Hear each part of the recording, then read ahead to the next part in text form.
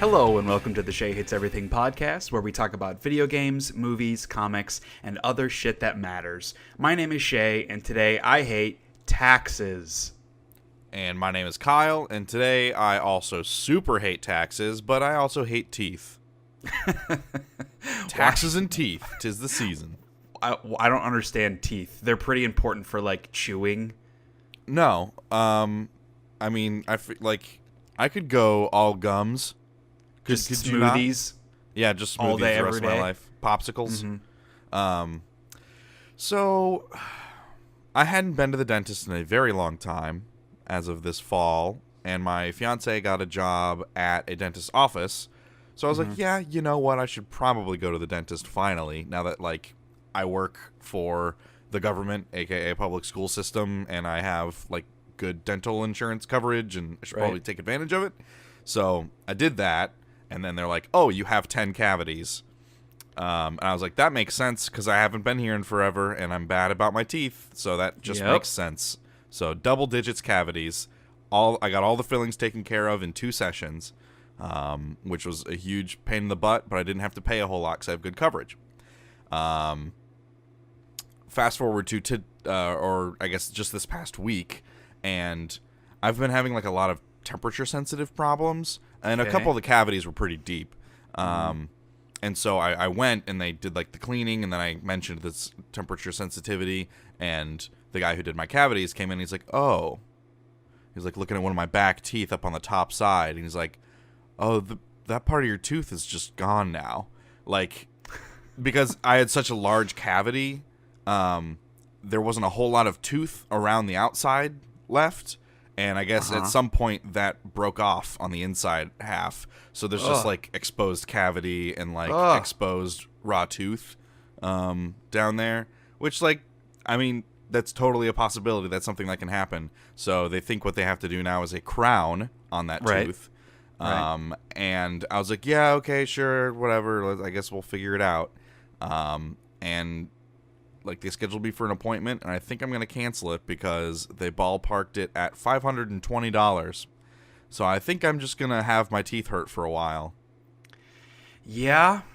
You should talk to Kelly about money. this. She has chronic teeth issues, and not because she doesn't take care of them, like some people. She takes great care of her teeth. She doesn't eat a lot of sugar and brushes, flosses, does the whole thing. She used to be on, like, prescription toothpaste just because her teeth, she just was born with crappy teeth. It sucks. Yeah. But she gets, like, root canals and crowns and all that business a couple times a year. Jeez. And yeah, they're expensive. I mean, thankfully with my new job, we just added her to my insurance, and it's better than what she was on before. Okay.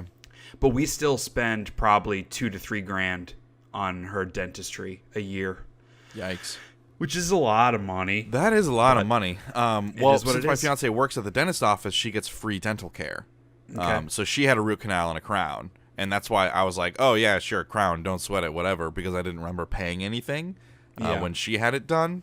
And that's because she gets free dental care. I don't. Yeah. So they're like $520. And I was like, okay. And then when I was like driving home, like, I think I'm just going to have my teeth hurt. This is fine. The meme of that cartoon dog sitting in the house on fire saying, this is fine. This is fine. Just eat on the other side of your mouth. Exactly. Of your mouth. Yeah, I'll eat on the left side of my mouth. And then that'll break down, and I'll finally have to do something about it. Right. But yeah, also taxes. Very much so taxes. Speaking of being fucked with money, so Kelly, like a couple weeks ago, was starting our taxes, and came to find out, for some reason, that as of right now, with like everything filled out, we owe $1,700. And she looked into it a little bit, and we think I need to talk to HR folks at my company and see if they know a little bit more. But it seems like what happened is last year we moved up a tax bracket because I had a new job. She was making more money at her job, and so we moved up a bracket, and where they're being taxed on a higher percentage. Right. Because contrary to popular belief, people that make more money do in fact pay more taxes. Yeah. And especially if like you're right on the threshold, you just get fucked because it's like you're not even you're making less money at that point because they tax you so much more. So apparently what we needed to do was to write in additional withholding on our W-2s, which we didn't know at the time. And so now I'm afraid that, because my new job, I'm making even more money than I was at my old job. And with Kelly's new job, she's making even more money than she was at her old job. So I don't want this to happen again next year, that's for sure. So I need to talk to HR and, one, see if there's anything else we can do about our previous tax forms. And two, make sure that I'm doing the right thing. Because, like, my thing is, that shouldn't be on me. I write on my W-2 my allowances. Like, I only claimed myself. We're filing as married, both working, which is taxed at a higher amount. Like, I did all of the basics that I'm supposed to do. Why would it not automatically withhold more than it did? So, like, if, say I used to make 20 grand and now I'm making 40 grand. Why wouldn't it automatically withhold more percentage because it knows I'm going to be taxed higher? It just doesn't make sense to me. I think it's because some people go through zero withholding and they just pay the taxes they're owed because they would rather have their money for longer and only pay the government precisely what they're owed instead of paying the government more than what they're owed and then getting that money back. Some people prefer it that way, so that's probably why it's not automatic. But, you know, you do wind up with situations like yours where, like, hey, guess what? Our fucking public education system is a trash fire, and there are no classes on this bullshit. Some of the most important shit you will do in your life, we do not teach our kids or our young adults growing up in this society. If not in high school, there should be mandatory college classes for that. And I know not everybody goes to college. But absolutely it should be high school because everybody has to go to high school in some form or another. Like, there aren't, like, they now at the school I teach at, they have a mandatory like personal finances class, but they don't talk about taxes. They're talking like budget sheets and like how to write checks. That's still more than I ever had. But like there should be another class about tax brackets and how all that stuff works, because how are you supposed to know until you do it wrong and you get fucked? Like, you have to learn the hard way every time. I feel like math in high school, I mean, this is the whole other topic, but math in high school is a lot more about concepts and exposing you to advanced concepts, because that helps develop an interest for some people, for one, but it also, those concepts are applicable to random things.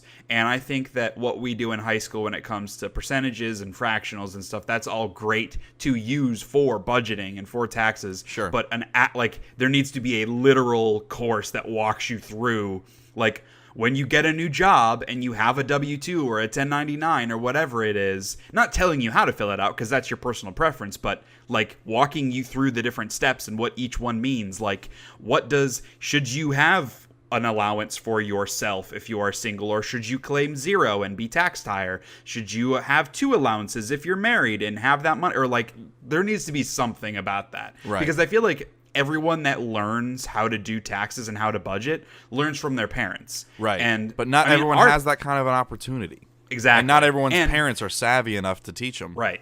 Our parents were, and so that is good. I feel comfortable going to our parents for financial advice because I know they did a good job, but that isn't the case with a lot of people. Right. For most people, probably. So it's dangerous. The larger frustration, like, because we have that money now, which is great. Like, if this had happened a year ago, we would be like sobbing because holy shit, $1,700. Yeah. But we have that money now. The problem is we're saving for a house next year. We have debt that we're trying to pay off. We wanted to take a vacation, like a legit, like go to Mexico vacation this summer, because we've never done anything like that because we've never had money before. Right. And so now, like, that's just $1,700 down the drain. And I mean, to be fair, you could make the argument that, well, we had that $1,700 throughout the year, and now we're just paying it back. Sure. The issue is we weren't budgeting to lose that $1,700 because we didn't know we were going to have to owe it. Right. And that's frustrating. But this is life. Yep, there's always something, man. As soon as you start to feel good and you let your guard down, it will stab a knife in your neck and twist it. Yeah. That's life. Life is pain. I would rather be dead. And everything sucks, basically. Yeah. So Life's thanks a for bitch joining us until on you the die. Shea Hates Everything podcast. It's pretty on brand, I would say. Yeah, no, we're kicking it off to a great start. Hopefully, everyone listening to this while driving has pulled over to allow themselves some time to recuperate from crippling depression. Yep. Don't be depressed and drive, folks. Yep. So I guess to get it a little more on the positive side, so we talked about this a couple days ago, but so you have a group of friends that you do like different D&D, Cthulhu campaigns, that kind of thing. Yeah. And it's always been a super fun opportunity. And recently you have been working on, well, I guess it's been for a long time, but recently you've gotten back to working on your campaign. Yes. So I wanted to talk about that a little bit because it's just like a fun thing that I would never do. That sounds exciting. Why do you say you? I'm not saying I would never do it because it's dumb. I don't mean that at all. It's just I would never put that amount of time and effort into creating something like that. It's pretty nuts. Okay. So currently, like back in the day, I would say like probably 7 months ago when I had the idea to write my own campaign, I have this Google Doc that's like 5 or 6 pages just of like random notes and stuff about the world building. I have like notes in a spiral bound notebook. I have a sheet of paper that's like a timeline of events leading up to when the campaign will take place. And I was like, okay, if I actually want to do this and like deep dive into it, I need to like collate all this information together and put it in a useful format and organize it. And so that's what I've been working on over the past week or so. And I wrote an introduction to the campaign, and I think I know where the story's going to be, because I have like broad strokes, like the big bad in mind, but I don't think I want them to tackle that on the first arc because they're all going to start as level 1 characters. And so, without getting into specifics, because I don't know if they would listen to this or not,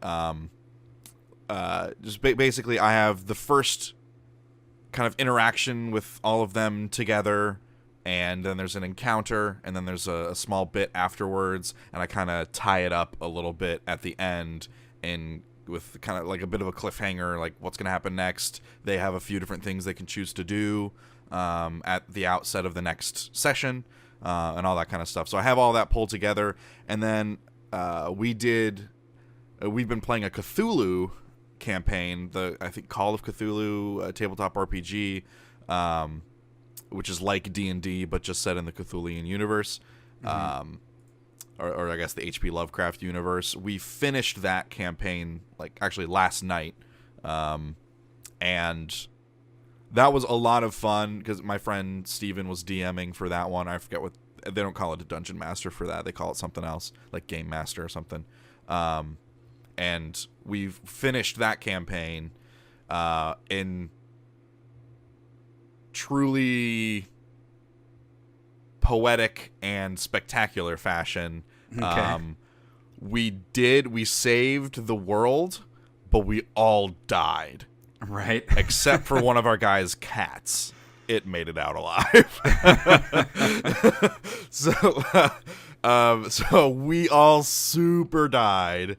And for those of you who are listening who know about the Cthulhu tabletop thing, we played the Blackwater Creek campaign, a pre-built campaign, that it came with his, because there's like dungeon master screens that have shortcuts and okay, what does this term mean in combat and how to make these rolls and how to do these things, or they even have random generation tables for loot or encounters or conversations and stuff. So these DM screens are super useful. I have one for D&D, he had one for Cthulhu. This particular campaign came with his DM screen for the Cthulhu thing, which is kind of neat. So we played through Blackwater Creek, and it actually has another campaign in it. But we were all, because he had messaged us a couple days before, and he's like, yeah, so where do you guys think you want to go? Because I don't know what's gonna happen when we get together tomorrow night, and we might finish it, we might not. Where would you guys think you would want to go next with this if you want to continue the Cthulhu thing? And we're all like, yeah, I think we'd kind of play as the same characters and kind of develop them a little bit. And then as of last night, we're all fucking dead. We're super dead. Maybe the most dead you could ever dead. But so is the big bad. So that's good. You saved the world. It's like a Seven Samurai thing. That's all that matters. Yeah, that's right. You saved people. Right. So that happened, and that like got me thinking, because there was a lot of, okay, what do you like, making rolls for what do I know about this topic and things like that, because in D&D that's a big part of it. You make like history rolls or knowledge checks on things like, okay, how much do you actually know, and if you beat a certain value you get certain information, and if you like roll under you only get like the most basic whatever. And so last night when I got home at like 1 a.m, I started writing a history and knowledge checks section for a lot of the large concepts and cities and places like that in the game. So if while they're playing they want to make a knowledge check on a certain thing or place, then I have that stuff written out. And that's proving to be one of the most time-consuming things I have done yet. Because it's like, on the city that they're in, this is the knowledge they have with no check, and it's a few bullet points. This is the knowledge they have if they beat a difficulty check 15, and it's these bullet points. Difficulty check 25, it's these bullet points. So it's like, that is a significant part of my 12-page document at the moment. But yeah, so I'm just trying to get this stuff together. Supposedly we'll be meeting later this month to kick it off. Sweet. So that would be interesting. Like, I have maps drawn and stuff for the encounter and all that too. Like, all that's ready to go. It's just like I'm trying to put together more of the world building stuff. So if they engage with that in the first session, I have those answers for them. So yeah, it's been a fun process diving back into it and like reading back through my old document and kind of figuring out like, oh right, I totally forgot about this idea and how this tied into this and all that stuff. So rediscovering all of that has been fun. Yeah, that's cool. When we were talking about it the other day, it was crazy to me how much effort goes into those small pieces that like may never really matter. Like all of this history knowledge stuff you're doing, like they may never ask. Right. And so then like you have all this stuff that you quote unquote wasted time on. But I think the positive is like, because you know it, there's ways that you can sprinkle in some of those concepts in other areas. That was a big thing when we were developing Dream Riders. Like this was our first TV show we were trying to develop, and we spent way too much time on the minutia that didn't fucking matter. The positive is, especially because it was our first time doing something like that, having all of that granular knowledge has helped us now as we're kind of redeveloping it and preparing for pitches and that sort of stuff, where like any question that we get, we have an answer to. Right. And that I think is really good. I mean, did we waste a lot of time up front on work that we should be doing now? Definitely. But at least it's done, you know, at least we did it. Yeah, totally. So, but yeah, it's a cool process, and for those of you listening who are like D&D's for freaking losers, who's thinking that listening to this?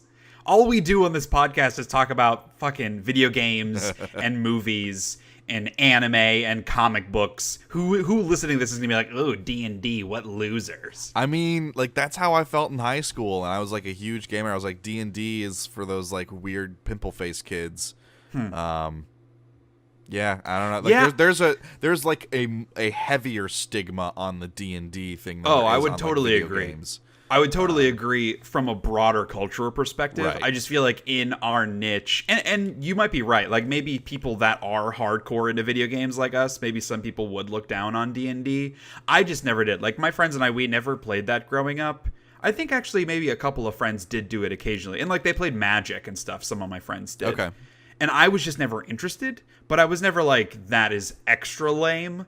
I don't know. That's just never how I felt about it. I was like, all I do right now is watch Star Wars and read Lord of the Rings and play video games. Far be it from me to judge anyone for doing something else. Like, exactly. I'm close to as big a nerd as there can be. I'm not going to judge other people. Right. But speaking of nerdy shit, let's jump into what we've been playing, watching, and reading. So I'll start, because yesterday so PlayStation Network is running, it's not they have a sale, but they're doing a special thing where if you spend $100, you get $15 to spend on something else in the future. Okay. And there were a couple of games that came out in the past like 2 months that I knew I wanted to buy, but I didn't like need to play them right now, and I was just going to wait, and eventually they'd be on sale and blah, blah, blah. And so I was like, let me go ahead and look and see at all these games. So I was looking through, and they're, the ones that I wanted to get, and also one of the sales, like The Last of Us Remastered on PS4 was $10. Dying Light was $10, which I never played. I always wanted to. And I was like, okay, well, I want to buy those two. So I'm at $20. Let me see if there's something else. And so I kept adding games to my cart and eventually spent $116. But I got my $15 for something else. Hey, I mean, like, if stuff is on sale and then you're also getting the 15% back on that, that's pretty good. Yeah, I mean, the new games, though, aren't on sale. Sure. But I got Celeste, which everybody's been raving about. It's like a side-scroller platformer, like a hardcore Super Meat Boy style. I got Fee, which is, for anybody that hasn't seen it, it's like very inspired by something like Journey or Rhyme, where it's very artistic visually. It's like purples and blacks, and you use like sound and stuff to solve puzzles. It looks really interesting. The reviews have been pretty mixed, but I wanted to try it. I got The Station, which Vinny talked about on the Giant Bombcast, because he's big on those like first-person exploration kind of in a space game. Yeah. And I like those too. And this one I went ahead and got because it's on a space station, and it's that open exploration kind of, what do they call it? Walking simulator type game, which I enjoy. But it also has a horror element to it, which I'm always looking for games that Kelly might enjoy watching me play. And so, like, this one seemed like a good fit for that. Yeah. I got The Fall 2 because it came included with The Fall 1, which years ago, again, Vinny brought it up on the Giant Bombcast in their Game of the Year discussions as having like this really awesome story, really awesome twist. And it's like a puzzle-ish kind of game that I always wanted to try, and the sequel came out. And so I was like, okay, I can get both of them for $18 instead of just the second one for $15. Yeah, fuck, I'll fucking get it. I don't give a shit. And I got Crossing Souls, which looks really cool. It's very like 80s nostalgia. Yeah. So a lot of the cutscenes and stuff is very like Saturday morning cartoon visual style. Yeah, and they're actually but animated.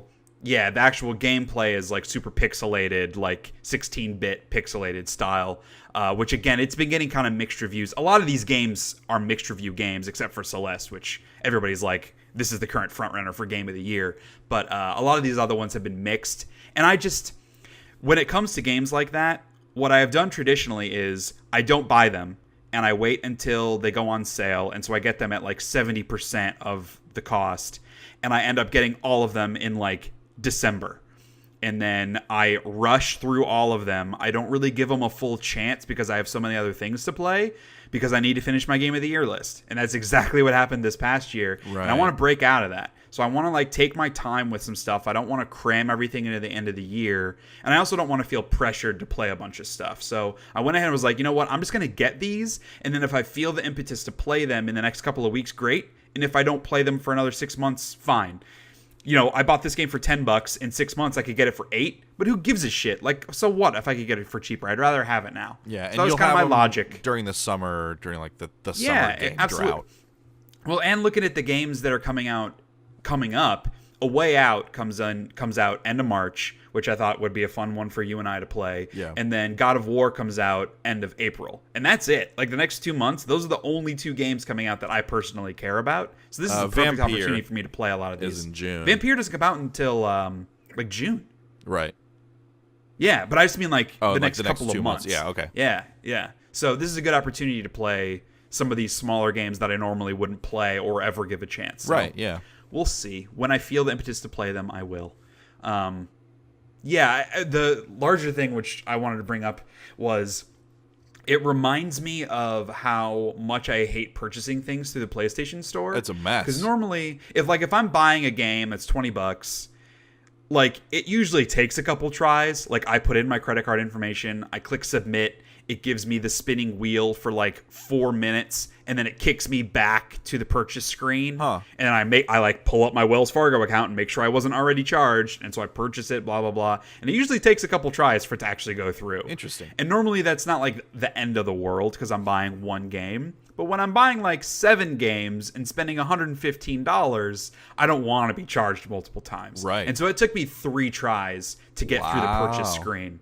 And that is always a terrifying experience, as well as frustrating, because I just feel like I'm wasting time just sitting there watching a bar spin. It's just the PlayStation Network is the worst, and like the Interesting. PlayStation Store in particular.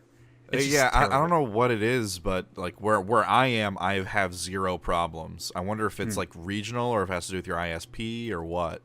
Or Yeah, maybe that's because possible. you're in an apartment complex, like the way their Yeah. internet is structured has issues like with tunneling and stuff. I don't know. Yeah, that's possible. Because I mean, we have super fast internet, and I never have problems with download speed. Yeah, maybe you have like It's one of just, those like weird NAT secure Yeah, things, exactly. those NAT Yeah. types that PlayStation always has problems with. That's possible. Huh. I And don't that know. makes more sense than it just being. I mean, it is shitty. The service is shitty. Yeah, like there it but- needs to be a fix for that stuff. It seems to be. It has been uniquely shitty for me for like a long ass time, and I hate it. Yeah. What else? So, you played? yeah. Or So what have you actually I played, not just bought? right exactly. What have I what have I played? Not what have I bought. So I finished Assassin's Creed. Okay.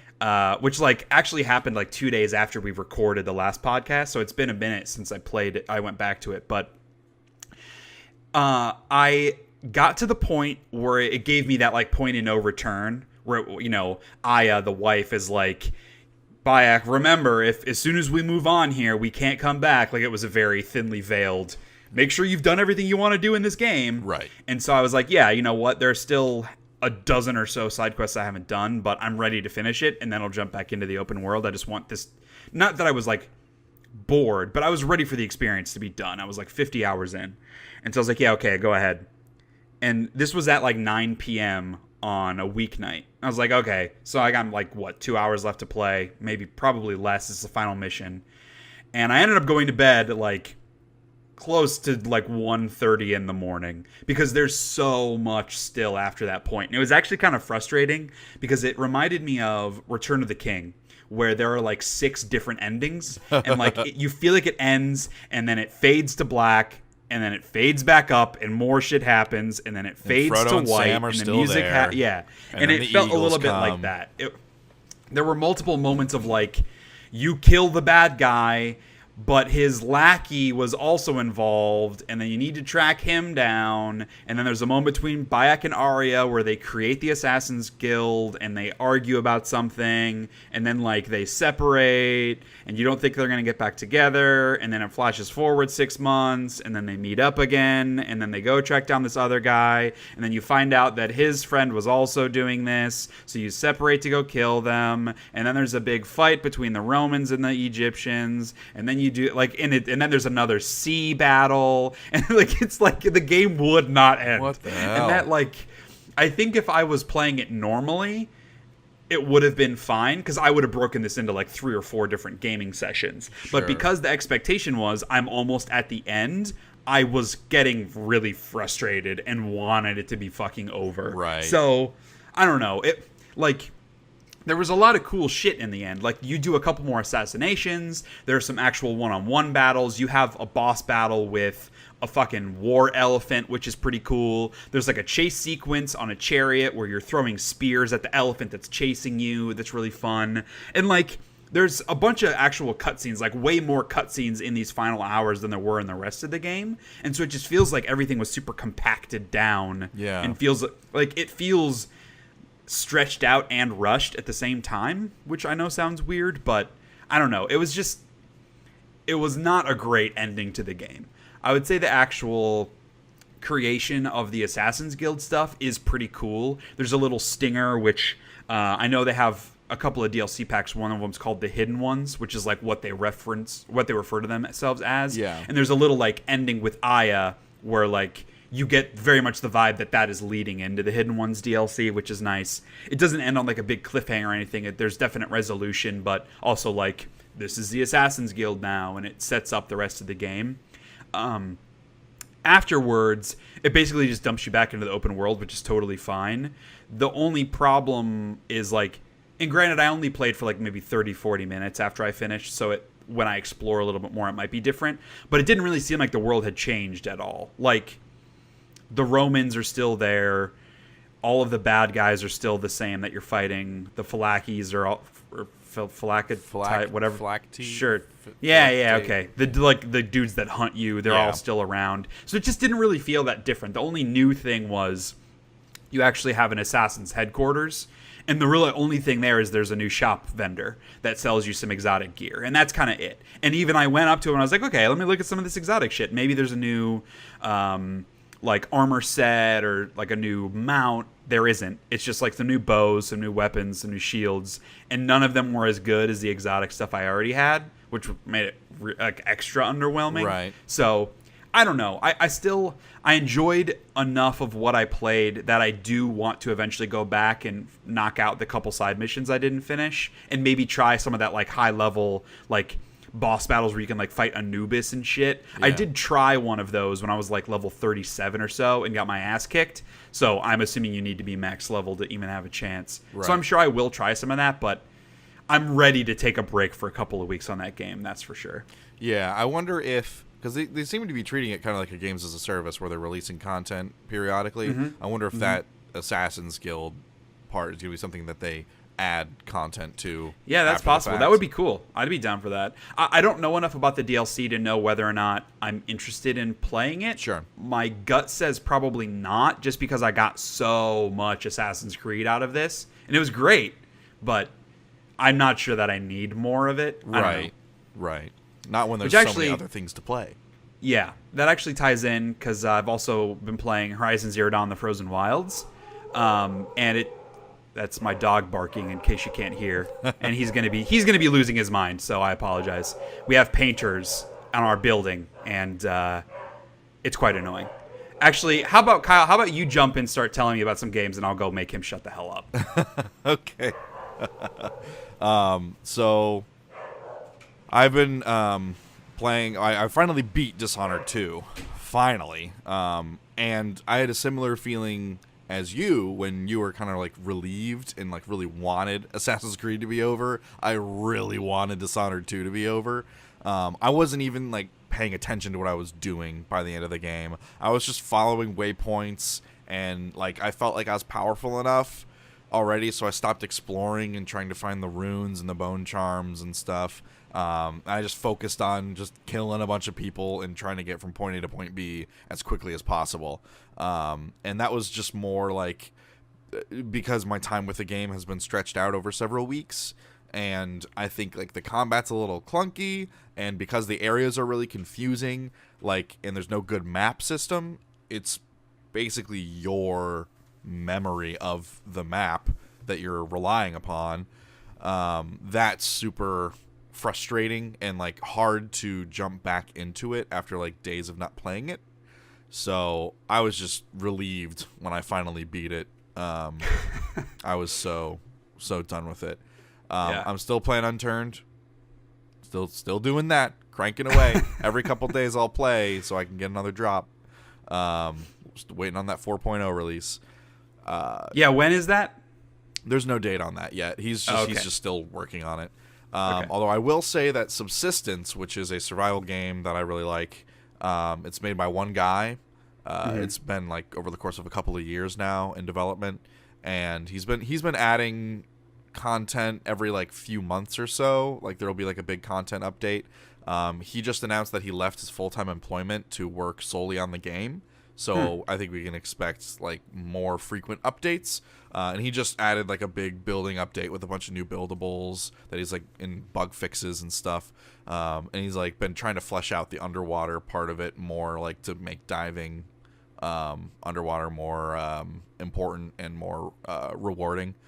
So that's I might jump back into that. I haven't played that in a few weeks, so I might jump back into that at some point. And my buddy just brought to my attention a game called Deep Rock Galactic on Steam, and it's like 1 to 4 player co-op where you play as dwarves, and like it's very sci-fi, like future, kind of like Warhammer 40k dwarf. Yeah, like, I think I've seen this. This sounds familiar. yeah, and it's procedural. You go on missions, and your objective is go in, get this ore, and get out, and you're constantly being assaulted by like these arachnid-looking creatures, like of different forms and abilities and stuff. And the levels are fully destructible, so like, you can like totally blast away at walls and stuff, and kind of like make your own paths back. And so like the levels all start really dark. And so there's like one class that can throw flares farther, one class that's more like built up and has like a minigun, another class that's better at mining, stuff like that. So that seems like a lot of fun. I think he and I are going to both pick that up today, and then he might bring his PC over and we'll play it or something. Sweet. Because it's getting really positive reviews on Steam. It says it's early access, but I don't know like what is early access about it. Okay. All I know is that it's getting really positive reviews, and it looks like something that he and I would have a lot of fun playing together. So we'll probably play that hopefully later today. Cool. So not playing a whole lot, especially in comparison to last episode, because I was not sick for an entire week. So. Right, that's fair. So back to Frozen Wilds. My damn dog ruined my awesome segue about DLC. But yeah, so I guess overall it feels like more Horizon Zero Dawn, which I'm okay with because I really loved that game. It was similar in Assassin's Creed where like I did almost everything you could do, and by the time I finished it, I was definitely ready to be done. Yeah. Like not in a negative way, but just ready to move on. And so coming back to it, it's not like wowing me like I want it to, just because I still have that feeling about Horizon. Part of the problem as well is, I mean, it's all wintry, so it's like snowy mountains, and one that creates a problem. Makes it really hard to see things at times, especially when you use your like special vision. What's the focus? Your focus, okay. Where it has like the purple lines. It's just really hard to see stuff. Too much. Yeah, exactly. And because it's very mountainous, it's also really hard to traverse, and it just like highlights the shitty platforming in that game, where like the actual climbing is perfectly fine. The issue is you can only climb on the places it wants you to climb, right. And that makes it kind of a chore to get around at times. And so it's like the wintry stuff is highlighting the sameness of the environment, and then the mountains is highlighting the bad platforming. So it's almost like this DLC is like foundationally bringing to bear the worst parts of Horizon, which kind of sucks. Okay. It is still like, it still feels really good to take on a lot of these enemies. There aren't that many new ones. Mostly like they've been messed with, and it makes them more aggressive. So like they're a little more difficult to fight. They attack a lot more often and like more aggressively, I guess. Okay. I did just fight a new boss enemy, which I think becomes a regular enemy if the trophies are to be believed. There's a trophy for killing like 10 of them. So I'm assuming I'm going to fight more. But it's basically seems inspired by a bear. And so he's like fucking huge, and he does these like he gallops at you, but he also will stand on his hind legs and shoot, like throw shit at you and that kind of thing. And it was a cool boss battle just because it felt like a different type of enemy where I had to use slightly different tactics. That's one of the things that made that game so great, is each type of enemy required a different type of tactic to fight because they had different weaknesses, different attack patterns. Right. And more so than a traditional kind of third-person action game would. So that stuff is really good. So I don't know. It does make it tough because I've been playing. I just came from Assassin's Creed to this, and so a lot of the controls are similar, but some of them are also very different. And so I get them mixed up in my head. Where like in Assassin's Creed, crouch is circle on the gamepad, and dodge roll is square on the gamepad. But in Horizon, those are flip-flopped. And so there's a lot of times where I am running up to an enemy and I want to sneak, and instead I will dodge roll right into him, and then he will swipe me, and it hurts. And other times where like something's getting ready to throw something at me, and I go to dodge roll, and instead I crouch and allow him to shoot me in the face. And so that like creates an additional challenge that isn't intended. But right. It is good. I like playing more Horizon. I just wish maybe that it did a little bit more new, and that it was honestly in a different setting. But sure. So in my efforts to take a bit of a break from forcing myself to play some games, and I've also been watching a shit ton of movies still, which we'll get to, I wanted to like just chillax one night. And so I booted up Minecraft on the PS4 edition. Nice. And I just wanted to like relax and go kill some mobs and farm and do all that fun shit. And I forgot that my game on PS4 that I've been playing, I'm like super advanced. I've done, like, I have all the trophies except for going to the end and beating the Ender Dragon. Okay. I've done like everything else. And so going back into the game, there wasn't anything to do, basically. Like, I could just kill time. I could, spend my days farming and go, into the caves and get some diamonds and stuff, which I don't need because I have like 50. So I could do that, but I was like, you know what? I might as well advance myself to the end. And so I made some ender eyes and threw them up into the air and chased them down and found the end portal. And now it's just a lot of grinding Endermen to get enough Ender Eyes to fill up the portal so I can go into the end to fight the Ender Dragon. Sure. So it's like I have a lot of tedium in my immediate future, which kind of sucks. So I don't know. I may end up starting a new world because that's how Minecraft goes. Yeah. It just reinforced that like those first hours are the best in Minecraft. So I don't know. It was still nice to get back, and it felt like Minecraft's just like a warm blanket kind of a game. It just feels good to play. Yeah. I will say that since I haven't played it in months, a lot of those new updates have come out on the PS4 version. And I haven't played Minecraft even on PC in a long ass time. So there's a bunch of shit that I didn't know how to do or like what it was. Like whatever the wingsuit that you can get. Yeah. And like you make potions in a new way. And it was just like a lot. I felt very lost at first, so. Yeah. But it was fun. It was a nice, relaxing experience to play some Minecraft. It is. So, you've been watching anything?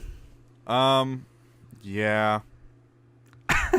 I watched Bright on Netflix. Okay, sure. It was like a little better than an average movie. I'd say like if an average is a 7, I'd say it was like a 7.5. Yeah, that's how I felt about it. It just felt like a bit rushed in some places and some of the sequences, and the plot threads didn't always connect all that well. Like, some parts felt like they were put in just to add conflict and pad out time. And I didn't think they described the dynamics between the different classes or like races all that well. Because like there were, like they established like the hierarchy of the races. And there are certainly interactions that support that hierarchy, but then there are a lot of interactions that I think muddy those waters, and that just made things a lot less clear for me as like, okay. So like where is this race actually in society in the hierarchy? Like is there some give there, or is it like just a mess? I don't know. I think it could benefit from a sequel, and sure, it is going to have that, as they have announced. So, I also watched Cloverfield Paradox. I think it was supposed to be like a scary movie, but it was just... That's certainly how it's been marketed. It was just funny, like the whole time. And the tone was like all over the place. Like sometimes it was like trying to be scary, and other times it was like, hey, let's laugh and joke and yada yada. But then like, I don't know, it wasn't paced very well in terms of... I don't know, like whoever directed it or put it together, they were not deft enough to handle changing tones like that. So it all just felt kind of blended together. But there was some good, weird sci-fi stuff in it. Some particle accelerator, like alternate just reality some nice stuff. Sci-fi terminology, right? That always makes for good, like words, like made-up combinations of words. Yeah, that's some good sci-fi language. Yeah. Words, like, you combine two words together and you know what they mean because you've seen other sci-fi movies where those words are used individually. Yeah. And so you're like, yeah, sure. Yep. Right, of course. Technology. Yep. This does a thing. That's good. And then I read a couple comics. Saga Volume 8, still really good. The Walking Dead Volume 28, also really good. Those are good comics. Read those. Solid review right there. Yep. Still very good. 10 out of 10. Yeah. So, I've been watching Lost still. I'm like halfway through season 2. Okay.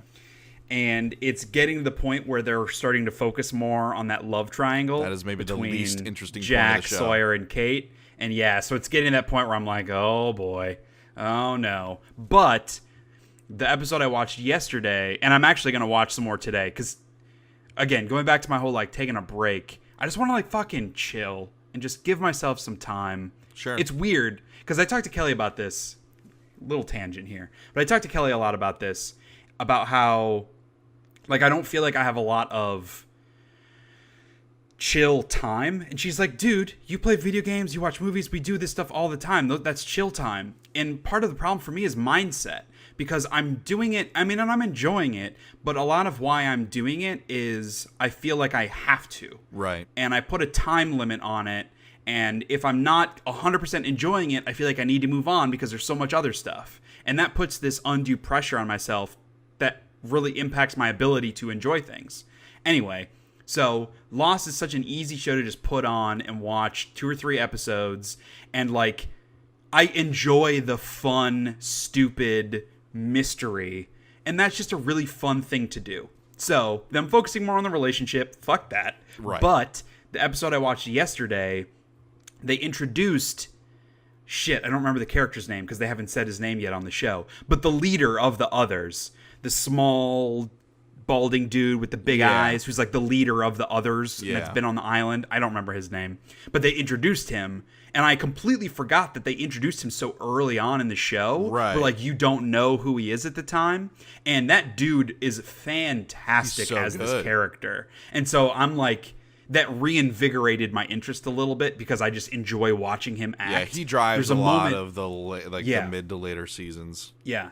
In this episode, because like every episode focuses on one character and it does the flashbacks and that kind of thing, which is a pretty trite cliche of a mechanic to teach you about characters that Lost uses in literally every episode. Right. Well, it's because they didn't know anything about any of the characters up front. Right. They were just making it up as they went along. But this one focused on Saeed, and so they get this dude, and they don't know if they can trust him or not. And so Saeed like puts him in a room and is like torturing him. And there's a really intense moment where Saeed's beating the shit out of this guy, because this is after Shannon died, the like rich chick who was super fucking annoying that he fell in love with for inexplicable reasons. Yeah, thank God. This is after she died. Dead. Yeah. And so he's like heartbroken about it. And this dude is, I'm going to call him Edwin because I don't remember his name. And so I'm just going to call him Edwin. And so Edwin is, we know now, having seen the show, that he's lying. But his whole story is like him and his wife were in an air balloon. They crashed. They were trying to survive. His wife got sick and died. And so he just buried her. And that's how he got discovered as he was wandering through the wilderness. And Saeed's like, okay, like, where did you bury her? Like, how long did it take you? How deep? And the guy's like, well, I don't remember. And Saeed's like beating the shit out of him. And he's like, you would fucking remember this because I just did this. The woman that I love, I just buried. I know exactly how many shovelfuls of dirt I had. I know exactly how many minutes it took. I know exactly how it felt and all this description. And so he's like laying into this guy. Like, he's going to kill him. Yeah. Jack pulls him off. They leave, whatever. Saeed looks back over at the guy. And the guy's like, because the whole time that he's professing his innocence, he's like, why are you doing this? Leave me alone. I'm sorry. I don't know. And they have this little moment. Because Saeed's like, I don't believe you. You are one of the others. I know you are. Even though I don't have evidence, I know you are. And they have this little moment, and like you see the Edwin's face, and just the subtext there of like shock, but also kind of impressed, and also like evil almost. Like Edwin knows that Saeed knows that Edwin knows that he's lying. Like that kind of moment. It was just a really cool acting moment that I really liked. Yeah. And then Kate got mad at Jack because Jack's being mean after they kissed, and who gives a shit? So yeah, that's Lost. It's getting to, it's on the verge. It's on the verge of into I hate this show territory. Man, my favorite character is his name Simon, the guy who was down in the bunker. See you in another life, brother. Desmond. Desmond is favorite awesome. Character. I love Desmond. I love as well. him so He's much. A great character. He's the lost Jesus. Yeah. See you in another life, brother. See you in another life, brother. I love it. And he has like the most tragic story of anyone. Oh, it's so bad. Penny. Oh God. So yeah. And then we are still watching Godless. So I know last episode I was like, oh, we'll have finished this and we can talk about it. We haven't finished it, honestly, because we're both, Kelly and I, are kind of bored with the show. We've seen 4 episodes and it's just not grabbing us. Like, we're going to finish it, but it's one of those where like, would we rather sit down and watch an episode of Godless or anything else? And we choose anything else. Okay. So I don't know. I think kind of it comes down to, for me, I just don't think Jeff Daniels is a good actor. I have never seen him in a single thing that I thought he was good. And I know Dumb and Dumber is one of the greatest comedies ever made. It's hilarious, but he isn't what makes it hilarious. To me, like, a million other actors would have improved that movie had they been there instead of Jeff Daniels. I just don't think he's good, period. I just don't think he's a good actor. And so I'm not finding his character interesting or intimidating or anything. It's just, this show's just kind of boring me right now. And that makes me sad because I want to love it. Yeah, because I mean, he drives pretty much all of the tension. So I know. if you're not and into I'm not him, getting then that's pretty telling of how much you're going to get out of the show. Yeah. And so I was bored last weekend, and I saw that there was a new stand-up set on Netflix with Fred Armisen, who I don't love, but I respect him. He does a lot of stuff. He's a very creative mind. And the stand-up is called Stand Up for Drummers. And I was like, hell yeah, I'll watch this. What the hell is this? And come to find out, like, he's actually a drummer. And it did a funny thing with this bit where, I don't know if it was like New York or wherever, but you could only get in if you are a drummer. And so everybody had to bring their sticks and, like, prove that they're a real drummer in order to get in for the show, which I just thought was fun. Okay. Because the whole thing is very inside. Like, if you aren't a drummer, the stand-up won't mean anything to you. The problem is, one, it just isn't funny at all. I watched it for about 15 minutes and turned it off. It was that unfunny. Yikes. The worst part is that I don't know if he's been a drummer for a long time or what his history is or what his talent level is. The whole thing comes across like he started playing drums a couple months ago and wants to prove to everybody that he's a drummer. And that's how a lot of the jokes read. Like, he had a whole bit about, like, is it pronounced pasty or pasty, right, guys? It was very much a, like, right, guys kind of joke. Gross. And it was painful, so painful. So I turned it off after 15 minutes and felt like I had wasted my time. So that's unfortunate. Kelly and I also watched the new Queer Eye series. And we watched all the episodes. So a little history on my Queer Eye experience. So the original was out when I was in, like, junior high, early on in high school. And I liked the show. Like, it was fun. Everybody always told me that I needed to watch the show because I was very much a quote-unquote metrosexual before that was a thing, because Queer Eye kind of created the metrosexual thing. Right. And I was like that before there was a name for it. Like, and not crazy, like I wasn't getting my eyebrows waxed, but like I took really good care of my hair and my face and my teeth, and I dressed really nice. I cared about my appearance and how I came across. Like, that was my thing. And so I felt an attachment to the show for that reason. And the new version, I think, is really great. In the trailer, they sum it up really well. Where, like, the old version for homosexuality, they were seeking tolerance. Like, they wanted to put themselves out there so that the hatred would go away for gays. Right. And now this new version, they're fighting for acceptance, which is, like, we live in a world now where obviously there are still a lot of homophobic people out there, but there's more of a general sense of acceptance. Like, we accept that there are these people out there, but there's still that stigma that comes across. There's still that uncomfortableness that comes across. And so that's what they're fighting for now, which I think is, like, this is a really good time for a show like this. And beyond the fact that, I mean, it's only like 7 or 8 episodes, and beyond the fact that, like, it's just a fun show, because, like, they do all the interior design and fashion and grooming, and, like, they're all huge personalities, that kind of thing. It's a fun show to watch, but it also is just a really important show because of the Fab Five, as well as the folks that they're making over. So the old version, it was almost exclusively, like, 40 to 50 year old overweight butch white dudes. Right. And in the new show, they really buck that, and it's a lot more topical. So there are some of those guys, like there's an older, he's like in his late 50s, and it's all in Atlanta, all in Georgia, okay, which is also cool for me. So he's like a little bit of a redneck, that kind of thing, and that's the first episode. But they also, like, they make over a like a husband with 2 kids, like, and he's not fat, he's not lazy, and they're like a lower middle class family, and they're really Christian. And so they have a really good conversation with one of the guy who does the design, who was raised Christian, and then once he started discovering his sexuality, obviously felt really repressed from that because of religion, like that not accepted, and so he hasn't really been practicing. And they have a really good conversation with this dude who, for me as a Christian, really represents well my beliefs on the subject, because there's a lot of like hatred and judgment from Christians for gays, of it being wrong, blah blah blah. And his whole thing is like, one, it is not my place to judge anyone else, period, for anything. And two, one of the most important parts of the Bible is love your neighbor as thyself. Like, I love every part of you for who you are, and I accept you for who you are, and that's all I want you to feel, is loved. And that was really powerful for me as a Christian who, like, so many people out there give people like me a bad name.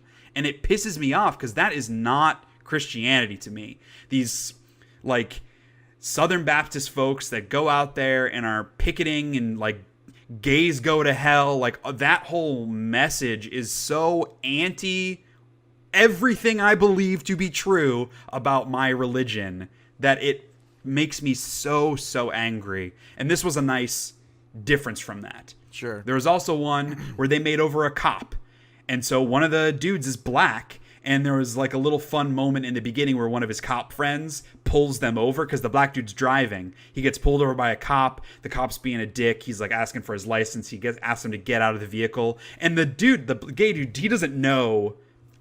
His name's like Camaro or something ridiculous. They all have ridiculous names. But Camaro is asked to get out of the vehicle, and he's like pissed. You could tell he's like, another fucking one of these racist white pig cops picking on me because I'm black. And then they flip it where like the cop is a friend. He's joking. It's a prank. But they have a really good conversation with the cop that they're making over about like the racism that's happening and the problems that are happening with police officers. And Camaro, that's not his name, but whatever. He also acknowledges that, like, just like some cops seem to be looping all black people together into being criminals, some black people are looping all cops together into being racist. And not all cops are that way. Right. And it was just like a really nice, I don't know, it's just like, the show has a lot of weight to it, and it's not the frivolous, like, makeover the way that the original show was, which still had value in the time that it was taking place. But there's a lot more depth to this that I really, really like. So I super recommend the show. It created a lot of really good conversations for Kelly and I as well, which was surprising given the subject. So recommend Queer Eye. Also, like, not to get too heady or whatever, but go for it. When you were talking about your feelings as a Christian and feeling misrepresented by a lot of people, like socially and like public perception of Christians and their like feelings towards other groups, and I know you know this, I'm not saying this for your benefit, Shea, but for those listening, just know that like everything that Shea was talking about, that's how Muslim people feel every day. Yeah, absolutely. Like, and that's every day for them, and like almost every interaction that they have with people. And for them, it is so much worse. Sure. Because like for me as a Christian, in a different way, you see a lot. The way that people talk about Christians is with disdain now, and a lot of it is brought on by our own Christian, quote unquote Christian people doing these shitty things and us being looped in with them. The same is absolutely true with people of the Muslim faith. The thing that makes it worse for them is that it's like, it is so much worse. Like, for me as a Christian, someone might hear I'm a Christian and then think that I'm like a bigoted asshole. If someone, like, there's someone that could learn that someone else is a Muslim and then like feel like they belong in prison for that. Right. Like that's tag a pretty their big car difference. And ruin their property. Yes. Like that. Yes. I am not having to deal with that. So absolutely. Sure. That's a check my privilege moment for sure. Yeah. But the larger conversation is just about perceptions and like generalizations, and I really feel like that's an important part of this Queer Eye show that I'm really enjoying those conversation pieces. That's cool. So that's good. Yeah. I did not expect that at all. That's interesting. Like, I was expecting it just to be a fun, frivolous show, and it certainly is not. That's awesome. Yeah. So I've also been cramming in some movies. So I watched a bunch of Oscar caliber movies, which I'll talk about. But first, last Saturday, again, when I was bored, I was like, what can I watch? So I watched Cars 3. It's not good. It's just not, I mean, it isn't. It's just not a good movie. It's not funny. Story's not particularly interesting. Kind of the message of the film is about, like, getting older and being okay with that. Because, you know, Owen Wilson's dude, his car is, like, on the back end of his career, and he has all these new rookies coming in that are using all this technology to race faster and get better, and he can't keep up because he just wasn't made that way. And so he's kind of like having to be okay with that. And that's like an interesting concept, but the core of it is just not, I don't know. It's just not an interesting movie. Like, it's just not funny. The writing isn't good. I didn't care about some of the new characters. It looks fantastic. Like, Pixar constantly is raising the bar on what they can do. Yeah. But it's just not a good movie, and that makes me sad. I think I've only seen the first Cars, and I remember liking bits and pieces of it, but like not ever being like, yeah, this is a movie I would want to own and watch again sometime. Yeah, it's a mid-tier Pixar movie. Yeah. Like, it's not awesome. The problem is Cars 2 is probably the worst Pixar movie, and Cars 3 is also bad. Okay. So it's like, when you start with something that is already middle of the pack, that's a pretty dangerous place to start. Yeah. Which is kind of how I felt about Finding Nemo. Like, I liked Finding Nemo, but that, again, to me is a mid-tier Pixar movie. Really? And Finding Dory, I thought, was actually bad. So this is the hill you're going to die on today. What? The original Finding Nemo is a mid-tier Pixar movie. Okay, but that's the thing, man. That's the thing. Buckle I feel like we've talked up. about this before. That's the thing. The Pixar sets such a high standard. Like, we could go through all the Pixar movies right now. I would have a hard time not naming 10 Pixar movies that are better than Finding Nemo. That's my point. I'm not saying Finding Nemo is a bad movie. It is a mid-tier Pixar movie, which still makes it very good.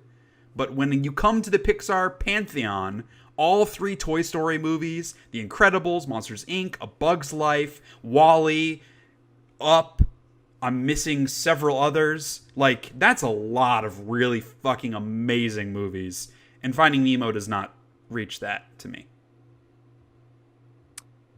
I think, as someone who works with special needs and children with physical disabilities, I think Finding Nemo is very important because there are not enough films that not highlight but show like that a disability doesn't have to be a disability. And because of Nemo's like gimp fin, his underdeveloped fin, I think like that resonates more with me than I think. I'm some not other going to Pixar disagree films. with. I'm not going to disagree with any of that. This is not what is the most important Pixar movie. Sure, okay. This is what are the best Pixar movies. Okay. I talked and it like I talked a lot about this in my Black Panther review. You can read it on SheaHatesEverything.com. But that's my perspective. For some people, the message or the themes might be the most important thing, and they're willing to look past any other flaws because the message spoke to them so well. And if that's your perspective, that's totally fine. That's not my perspective. I'm looking at every piece That's fair. of a movie in quote-unquote judgment of it. That's fair. But I cannot disagree that it is a very important movie. Okay. And I think most Pixar movies are like that. They all have really good messages. They're all some element of an underdog story, you know? And I think that that's a really good thing to focus on. Yeah. So I don't want to spend a lot of time talking about these because honestly I have a hard time working up strong feelings about any of these. So I watched Silence. I watched Darkest Hour, The Florida Project, and 3 Billboards Outside Ebbing, Missouri. So Silence came out in January, so this was a 2017 Oscars movie. I think it was nominated for a couple categories like cinematography and maybe score or something. So this was Martin Scorsese directed, Andrew Garfield, Adam Driver, and Liam Neeson star. That sounds like a fucking awesome movie to me. And boy, it wasn't. So speaking of like the Christianity piece, so kind of the concept of the movie is it's a bunch of Jesuit priests, Catholic priests that go to Japan to try to spread Catholicism. And Japan at the time was obviously heavily Buddhist, and there was like a Buddhist regime there that you weren't allowed to practice another religion. They could kill you for practicing another religion. Which sounds so these were very anti-Buddhism. It came across that way, to be honest with you. So part of the problem is, well, that is one of the problems. And to be fair, this is historically based. This did happen. Weird. Not the specific events necessarily of the movie, but this world did exist in the 17th century. Like, the leaders in Japan would kill you if you were not a Buddhist and proved that you were a Buddhist regularly. Huh. It did happen. So saying that it's like anti-Buddhist or anti-Japan, sure, but that's like making a World War II movie and showcasing the Nazis as being bad. It's history. You can't get mad about it. Right. It happened. So the issue is, for me, not about that messaging necessarily, or any like white savior narrative of a bunch of like, because they're not even white for one. They're white actors, yes, but they're from Portugal, I think, is where they're originally from. Okay. But them coming in and spreading Christianity, blah, blah, blah. I'm sure a lot of open-minded liberals would be like, well, they shouldn't have done that in the first place. Let them stay Buddhist, blah, blah, blah. My thing is like, why are more options bad? Why would you not want to know more about different things and make up your mind that way? That's just kind of my perspective. The issue for me is it's kind of a meditation on religion and like a personal religious journey. So Andrew Garfield's character goes through like a lot of trials and tribulations. He gets captured and tortured and all this other shit. And he's kind of struggling with his religion. So the reason that they're there is to track down their mentor, played by Liam Neeson.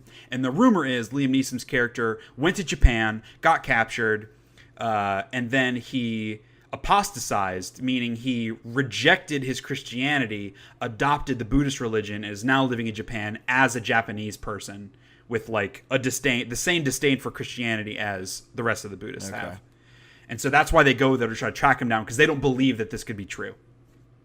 And so Andrew Garfield goes through all these kind of crises of faith as he's seeing what these Buddhists are doing, but also like, because he gets captured, and the whole thing is like these Japanese leaders are like torturing other people to punish him, and he's like, torture me, and they're like, no dude, that's the whole point, we're torturing these other folks. If you want to save them, the only way to save these people is for you to apostatize, for you to give up your religion. And so he's like, well, should I? Is that worth it? Am I betraying God if I do that? Or would he want me to because I'm saving people by doing it? Or you could just fucking lie about it. That's his struggle. Right. And that's what he encourages other people to do. So he's like, the secret Christians, he's like, if you get captured, do not maintain your Christianity. Act like a Buddhist. That is fine. God does not want you to die for this. Right. But then when it comes to him, he's like, it's a bit different because I'm a representative of the church, blah, blah, blah. Like, so that's his struggle. And that's kind of the whole arc of the film. And I won't like spoil how it kind of wraps up. My issue with it is never once does the film or he surface that, no, it's not that the only way for these people to stop being tortured is for me to give up my religion. The only way for these people to stop being tortured is for the fucking torturers to stop torturing them. Yeah.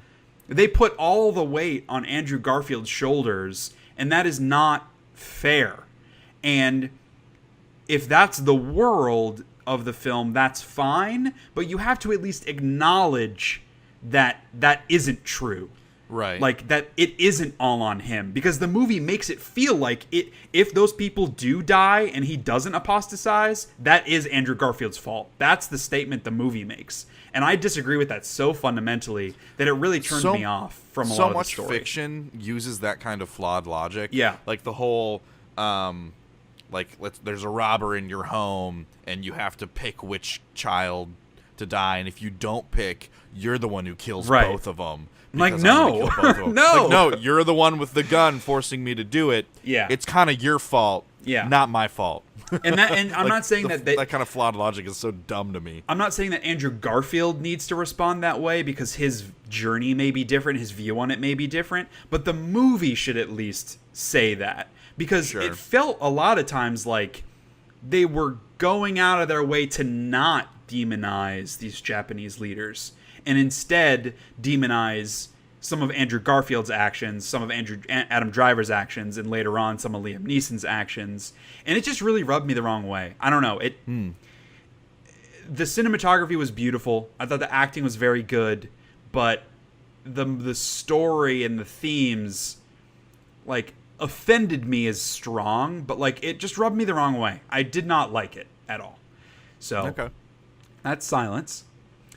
We watched Darkest Hour, which is the most Academy Award movie that has ever been made. And it's funny, I watched the Honest Trailers. If people haven't heard of it, Honest Trailers is a YouTube channel where they do funny, honest trailers for movies and shows and stuff. And so in this one, they did, like, all the Oscars. And so Darkest Hour takes place during World War II at, like, when Britain was at the absolute lowest moment. And it centers on Gary Oldman as Winston Churchill kind of saving Britain, basically.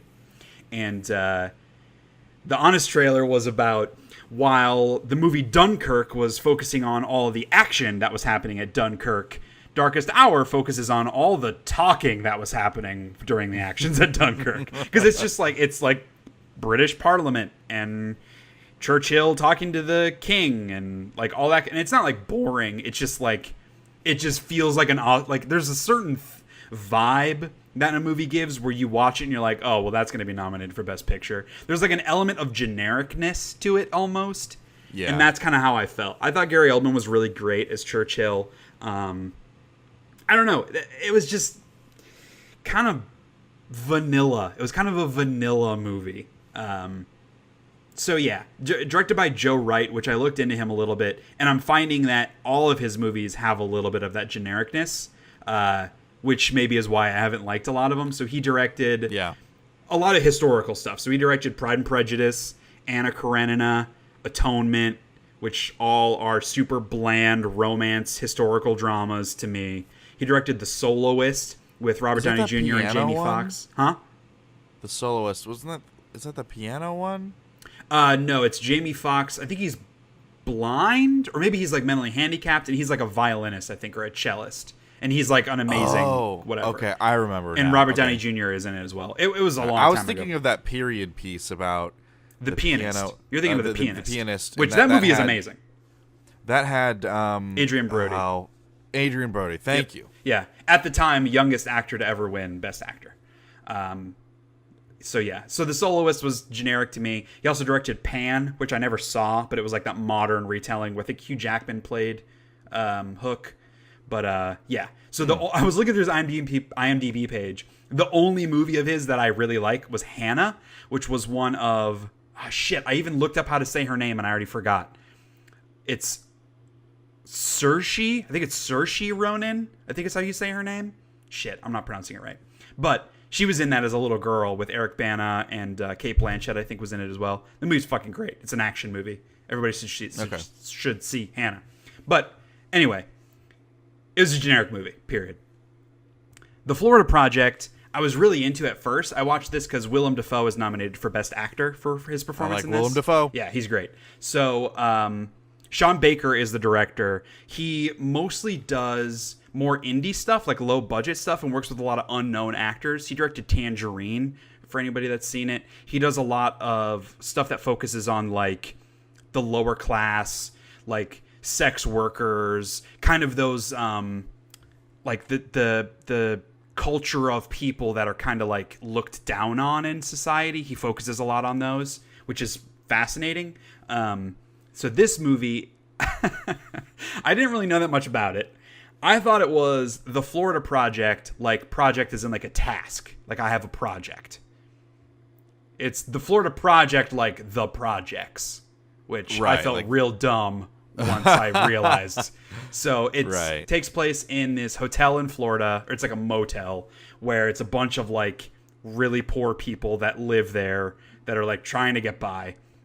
There isn't really a story for most of the movie. It's just like every day, what do they do? And it focuses on a mom and her daughter. And the girl that plays the daughter is absolutely phenomenal throughout. She's like a very kind of a punk little girl. She's like 6, maybe 5, but she's like She cusses all the time. She disrespects people. She's super funny and cute and like adventurous. She's just really amazing. It's a great character. The mom, I think, is a little less successful. I just don't think the actress is that strong. But the whole movie is just like the two of them and what they do, how they get by, what this little girl does during the day. And that is really fascinating. Eventually it builds to like it being more this mom being kind of an unfit mother and her methods of getting money not working. And so like she has to do even worse things to try to get money to support. And it's like she very clearly loves her daughter, but she's a bad person and she's a bad mother, and she puts more energy into cheating people to get what she needs instead of just going out and maybe applying for some jobs. Like she would rather steal and con than get a job. And so that's kind of like the bigger message of it. I don't know. Like it's a beautiful film, and I love the subject matter, and the main girl is phenomenal, and Willem Dafoe is also very good.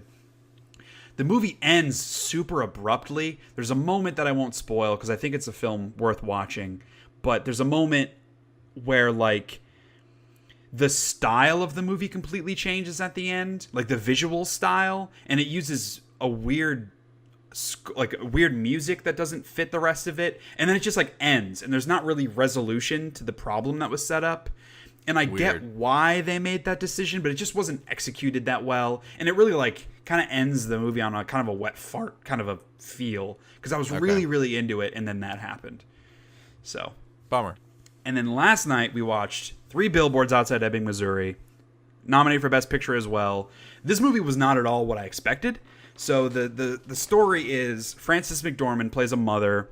Her daughter was raped and murdered months ago, and the local police force hasn't even arrested anyone. They don't have any suspects rather. And so she buys 3 billboards outside of town that basically like ask why they haven't done anything. And Woody Harrelson plays the local police chief, and Sam Rockwell plays one of the police officers as well. All 3 of them are nominated for Best Actress, Best Actor, Supporting Actor. And I just thought it was going to be like a drama. And it's very much, I wouldn't call it as far as being a dark comedy, because it's probably more serious than it is a comedy. But it's like borderline absurdist, which really was weird to me. If anyone's seen Burn After Reading, the Coen Brothers film, it actually reminded me a bit of that. It's not as funny as Burn After Reading, but it's like way outlandish. And it's weird because at first it just feels like a drama.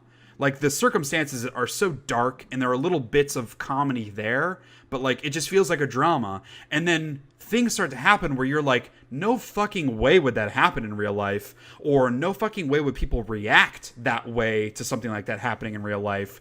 And then it keeps getting bigger and bigger and bigger and crazier and crazier. And eventually you just have to accept, like, okay, this is the world we're in where this sort of thing just happens. And the movie doesn't do a great job of establishing that. And so there's a kind of a break between the viewer and the film of like that disbelief, suspension of disbelief.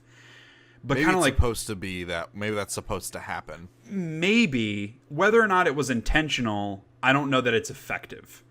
All right. For me. And for Kelly felt the same way. But like once we got into it, then it was awesome. Like it's this really bizarre serio-comic take on this really dark stuff that happens. And it's an awesome movie. I'm not surprised at all it's nominated for Best Picture. And I'm glad it is, because it's a very outside-of-the-box type of movie. So I'm glad that it's getting some recognition for that. Okay. Of the ones that I just spoke through, this is definitely the one that I enjoyed the most. It's not my favorite movie that came out last year, but it's definitely up there. It's very, very good. I'm a little bummed because we're recording this on a Saturday. On Sunday, before the Oscars, Kelly and I are going to watch Lady Bird, and I wish that I could talk about that because I really want to see that movie as well, but we can talk about that next episode. And once I watch Lady Bird, I will at least have seen 6 of the 9 Best Picture nominees, so that's better than most years for me. But yeah, so that's all of what I've been watching and playing. Anything else from you? All right. No. Okay. I've had no time. I've been working on a musical. Yeah, so it's a lot of stuff. Yeah. But I guess we can move into some news. So this is something we've been talking about a lot lately, about loot boxes, whether or not microtransactions, that kind of thing, constitutes gambling, etc. So the ESRB responded last episode and basically said, like, we're good. We don't need the government to help. And so as part of that, they have now added a label to games that have in-game purchases. It's like a warning label that they have in-game purchases. So the problem is, the core issue is about loot boxes, randomized loot boxes, and whether or not those are gambling, especially for children. Yeah, there's a very specific subset that is a problem. Yes. And so rather than addressing that, they're making it a blanket thing where any game that has, let me see, they have a list. Any game that includes loot boxes, microtransactions, DLC, bonus levels, skins, mystery rewards, music, season passes, subscription, upgrades, in-game currency. Basically, if there's any additive experience that you would pay money for, it gets this label. Which basically means every single fucking game that releases is going to have this label, which takes away the entire point of having it. Yeah, which means the label doesn't matter. Yeah. And so I've seen people online saying, yeah, this doesn't really attack the problem, but it's better than nothing. It's a positive first step. Allow me to respectfully dis-a-fucking-gree, because this is clearly a move by the ESRB to say, see, what we're doing is enough. We're self-regulating. The government, you don't need to get into this. And the government now could very well say, okay, yeah, they are taking a step. We don't need to get ourselves involved. And they aren't doing anything. This accomplishes literally nothing. It accomplishes nothing. And so the danger is that the outside forces could say this is enough and back off. So this to me is far more of a detriment than it is anything of a positive. It's real stupid. It is stupid. It's stupid. You only need those. You said all those words. I only needed 3. That's fair. You are a much more concise person than I am. Right. Yeah. right to the point. It's real stupid. Yeah. Speaking of stupid, this kind of insightful commentary you come to the podcast for. But speaking of stupid, net neutrality has been a thing in the news for a while. The government recently agreed to repeal it. There is now an end date for net neutrality, which is April 23rd. So I am pro net neutrality. Kyle, I know you are also pro net neutrality. Yes. Most people that enjoy the things we enjoy are pro net neutrality. I, for the sake of learning, wanted to see the opposing viewpoint. So I just looked up, like, why is net neutrality bad? Just to see what folks were saying. I did see a lot of things that I personally disagreed with, or that I thought were, like, kind of frivolous arguments of why it's good. Sure. But it kind of boils down to this. So on the net neutrality is good side, it basically is trying to maintain parity on the internet. So everybody has the same opportunity on the internet. And not parody, parity. Yes, parity, yes. Yes. So without that net neutrality, as an example, Amazon could strike up a deal with Comcast and pay more to get better streaming capability than Netflix because they compete. So that puts Netflix in a position where, okay, either I need to also pay more to keep up, or my service is just going to be worse than it was before. If Netflix decides to pay more to keep up, where do you think that dollar amount is going to end up? On the consumer. It's not like Netflix is just going to make less profit because of this. They're going to start charging more for that to keep up. It creates this internet fast lane where only the biggest and the richest can sit in there, and it makes it a lot harder for those smaller companies who are oftentimes doing a lot more innovative things. It makes it a lot harder for them to keep up and to compete. So that is the pro net neutrality side. The anti-net neutrality side, this is just an interesting tidbit that I found out, which I did not know. Net neutrality came about in Obama's second term. So net neutrality has been around since 2015, which is not very long. So there's this kind of internet mentality of a lot of people saying, oh, this big creativity boom that's been happening in the past decade, this flourishing of new ideas and small companies and people being able to take chances and experiment is because of net neutrality, because of that parity that it creates, which that ain't true because it's only been around for 3 years. So that I found to be very interesting. Also, net neutrality is regulated by the government. Getting rid of it puts it more into that capitalistic perspective where if you have money, if you have resources, you can make the most of it. If you don't, you need to find other ways to compete. And that's just the way capitalism works, which a lot of people have problems with, which I understand. But people seem to dislike the government being involved in stuff, especially in business. And so not having net neutrality is a way to get the government out of the internet business. So that, I mean, I think there's a sense of validity to that. And little teaser for Hate of the Week, people seem to rely on the government when they need something from the government and then blame the government for all of their problems in the same sentence. And this seems like an example of that, where people don't want the government interfering in their personal lives, in their professional lives, in their business lives, and yet we want to rely on them to maintain this parity across the internet, which seems, what's the word? Hypocritical to me. My core thing, because I'm pro net neutrality, I think the positives outweigh the negatives. My core thing is, I think this all stems from a misconception about what the internet is, and in this modern world, how we look at the internet, because I feel like it's still being treated as a luxury item. It is still a business. And in the world, I think that that's true. But in the United States, I don't think that's applicable anymore. To me, the internet is a utility. It's like my gas or my water or whatever else. Like it's how we pay for everything. Yes, you like an American home Hardly without anyone internet uses access. cash anymore. Yeah, it's so. I guess that's part of my core problem with this is. I think the government needs to regulate the internet because I think it is a utility. I don't think it's a luxury item. So, I don't know. How do you feel about it? I mean, I agree. Like, if you don't have internet, like finding a job is so hard. I mean, you can't even go to school anymore without using the internet. You can't go to high school without using the internet anymore.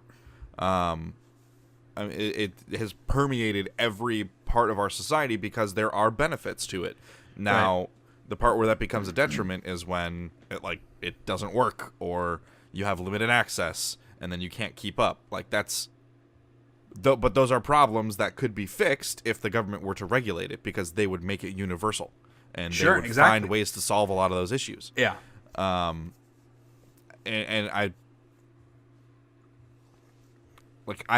I guess I'm not a good metric for this because I am so wired in everything I do, but there are grandparents, generations of people who didn't grow up with the internet existing, or even the thought of what the internet could be.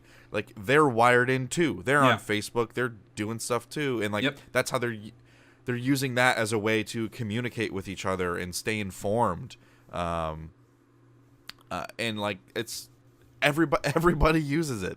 I mean, they're I don't have any figures, but I have to assume the number of people who don't use the internet practically doesn't exist in the United States. I still think there's probably a small portion of rural families that don't have at least high speed internet, that maybe are on dial up. Right. And then obviously the neo-Luddites Amish and absolutely groups like that obviously aren't using it. Yeah. But actually there are probably some neo-Luddites that say internet's okay because that's all whatever the region based whoever leads your church gets to set all the rules. Right. So I don't know, because I've seen Amish people with cell phones. Mm-hmm. Same. So I don't know, man. And I don't know. Internet it benefits everyone. Right. For the people who don't have access to internet, they are falling behind the rest of the world. And they're lagging to keep up. They're lagging behind. And it seems like such a core part of how we interact with everyone and everything. Yeah. For better or worse. Yeah. I just like it needs to be consistent and universal, in order, because that will only make things better for people. Agreed. Now, if we were to do that, obviously it would not make things better for companies, for capitalism. Sure. But and there's, capitalism can be good and capitalism can absolutely be bad. Competition drives innovation. Right. I've said that before, and I firmly believe that. I think that from an idealistic perspective, capitalism is great. The way that it works sometimes is not so great. Right, and I feel like there's a good middle ground of government regulation and free market economy, and I feel like that is net neutrality. Right. What we have. I feel like that it is a good middle ground, and maybe it needs to be slightly altered and adapted as things grow and change, but it's a great stepping stone for where we need to go. And there are already enough problems in the way that the internet works. Like a company like Comcast or Time Warner really is trying to make it a monopoly. Like they're putting forth, trying to get bills passed that will prevent Google from spreading their, what's it called? What's their internet service called? Something wire. Google Fiber. Fiber. Trying to spread fiber and because they know that will negatively impact their business, and they have enough pull in DC where they can make that happen. There's a lot of shady shit that already happens with the internet.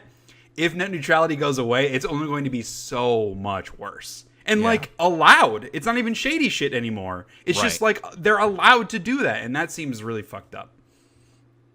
So, yeah. I have issues with all of that kind of stuff, ethical issues with how all of that stuff will go down, will likely go down. Yep. If net neutrality is repealed. Well, and right now it is. April 23rd is the end date. Unless something crazy happens, that's what's going to happen. So it sucks, and it's only going to get worse before it gets better. Right. If this goes through, I can confidently say that prices will go up, data caps will be more stringent. It's going to suck for the end consumer, and I don't know. I don't know if hopefully we can bring it back once it's proven to be shitty, or if this is just the world that we have to live in now. And that's a scary thing, man. Yeah. So maybe a little more positivity here. So Twitch announced that they are teaming up with the Thousand Dreams Fund for a new kind of program to promote female streamers on Twitch. And so kind of the whole thing is they're going to be gifting, $500, $1,000, whatever here and there to different female streamers for new equipment, for accommodations and travel to conferences or events, and just try to bring some more attention to female streamers and hopefully get more streamers on their platform, which okay.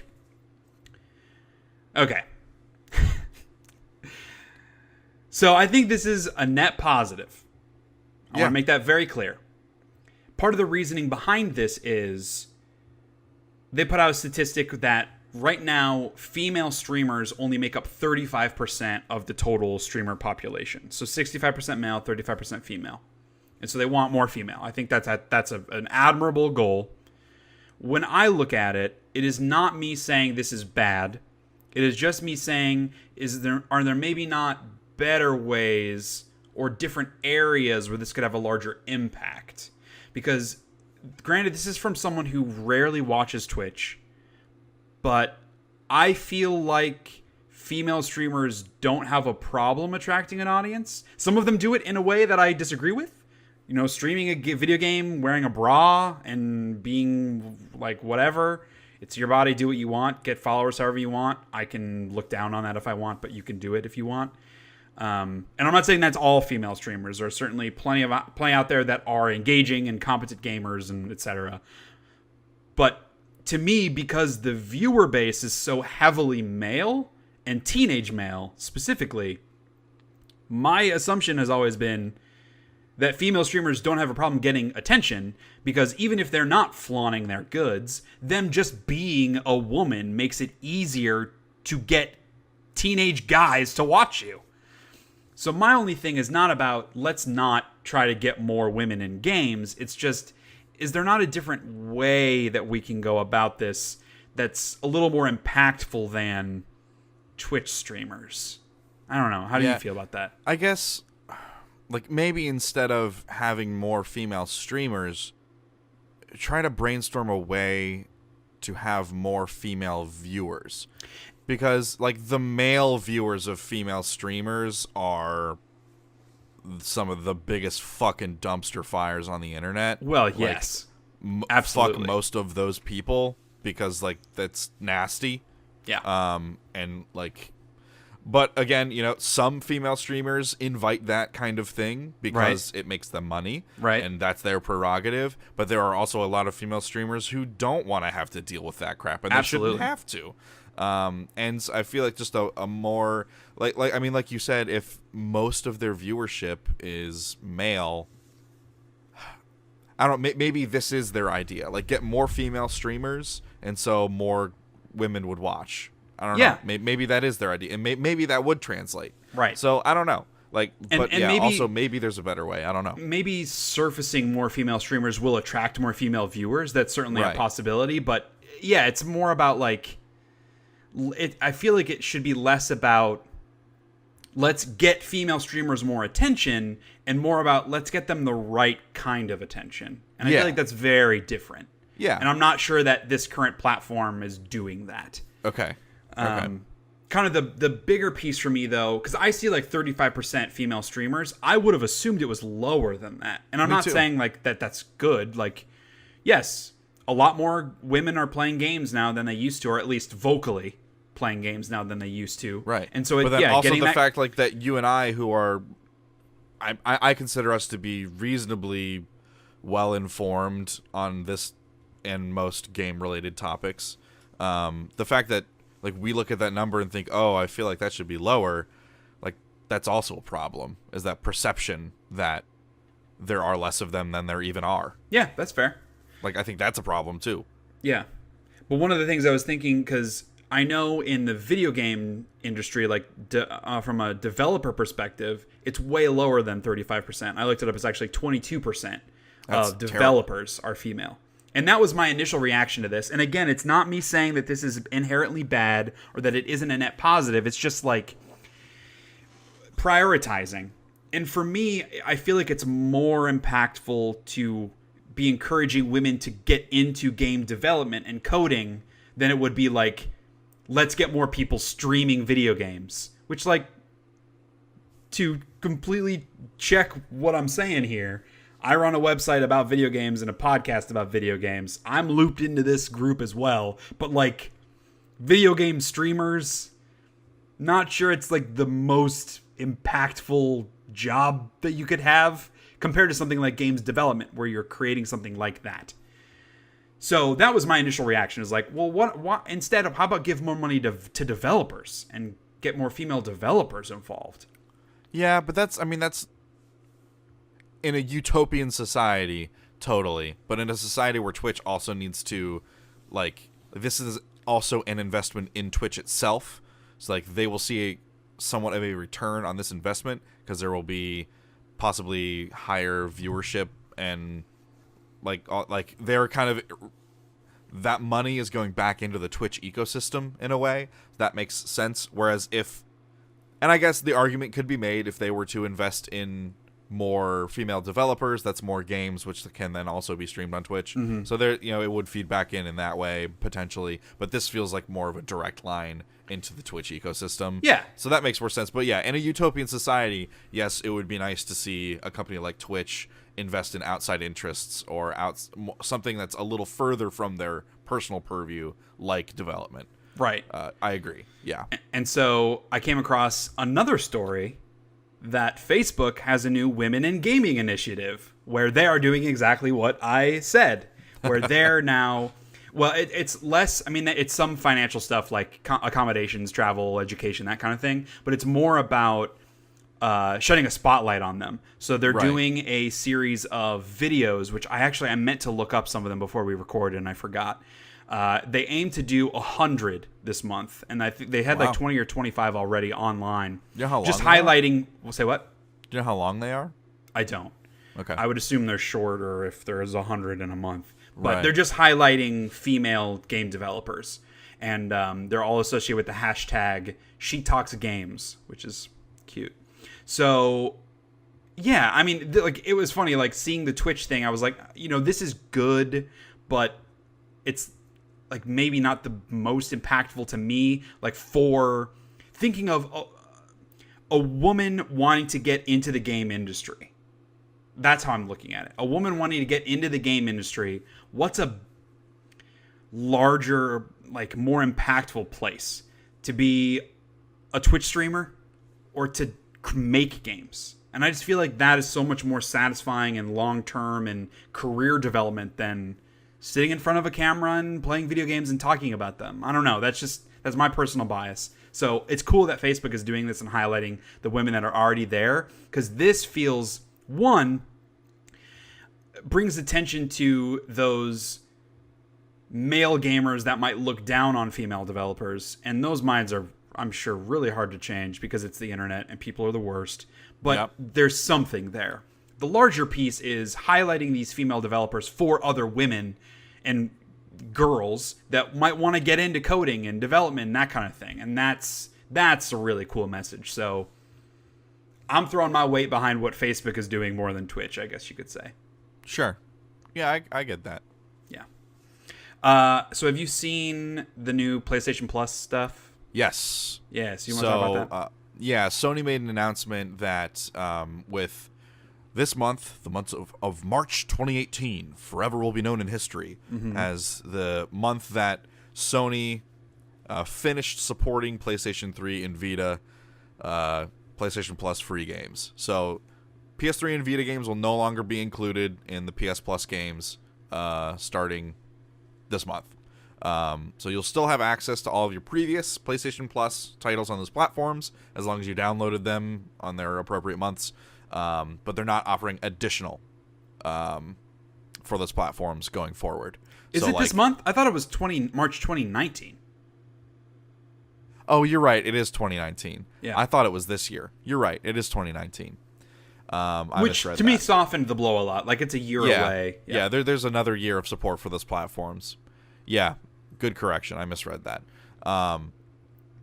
They're not offering additional PS4 games, but like Bloodborne and Ratchet and Clank are the games for this month, right? Which are both awesome games. Yeah, and like AAA games. Yeah, the Ratchet and Clank remake is phenomenal, and also some Bloodborne, might call it the second best game of 2016. Some like might. Me. And like, I mean, Bloodborne is a Souls-like game that I think plays very differently from the core Souls games. Like, it's a lot more, your style is a lot more aggressive, and like a little less turtley and deliberate. Right. So I mean, there's definitely an audience that knows those kinds of games, and like I played Bloodborne, I never beat it, but I remember really enjoying my time with it. And Waypoint, I occasionally watch some of their stuff. I find some of their personalities to be a little grating to me personally, but I've been watching some of their Bloodborne streams just because I'm like, yeah, maybe I'm kind of in the mood for Bloodborne again. And then all of a sudden this popped up that there's Bloodborne's going to be on the March monthly free games, so I'm pretty excited about that. This is a bummer because I think they're still planning on only giving us 2 free games a month. And now it's only on PS4. They confirmed that, at least at this time, that might change if they get a lot of negative feedback, but they have said that they are not increasing the amount of PS4 games, which does suck because that means you're getting you're getting fewer games per month. Yeah. But maybe there will be more discounts and more exclusive PS Plus content. Yeah, and things like that. More high-profile free games like Bloodborne and Ratchet and Clank. Like if they deliver 2 games, I mean, I'm not particularly interested in Bloodborne, and I played Ratchet and Clank already. But like if they keep delivering those types of games, like that's a net positive. It does suck because I feel like a lot of the recent games are ones that I've played. Like I think last month was Rime and another game that I had already played, and so it was like, you're like, I'm glad other people get to play them, but I already have. So. Right. It definitely does suck, and hopefully they eventually add another game or make these games more high-profile ones, but you certainly can't blame them for this. I mean, like, I can't even tell you the last time I checked in and downloaded my PS3 games. Right, and I mean, like, no new games are coming out for the PS3 or the Vita, so, like, at a certain point, like, you're going to be what is the actual player base, and B, like, are you just going to make the entire library free for people who check in every month? Like, right. I mean, you have to stop this stuff at some point. And letting us know a year ahead of time is, it's a good show of it's considerate, I should say. Right. The issue comes down to now comparing that with Xbox, which, like, to me, the games that have been included on PlayStation Plus have been better for me personally than the ones on Xbox. But with Xbox, you also get all that backwards compatibility, which PlayStation does not have because of PS Now.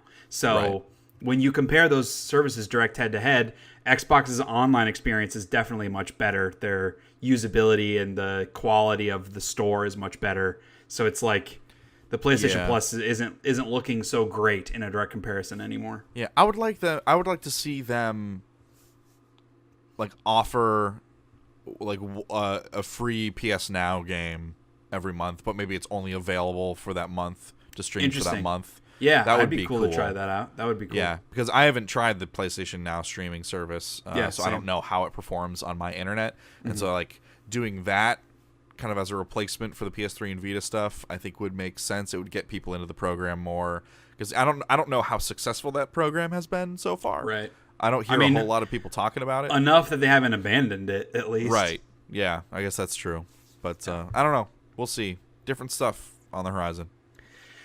So Bethesda actually just came out and said that they will yet again have their own showcase kind of conference before E3. And so this, I mean, it's not surprising, but it's more of a talking point for us. So it's on June 10th at 9:30 p.m. Eastern Time. So I got to remember to take off work the next day.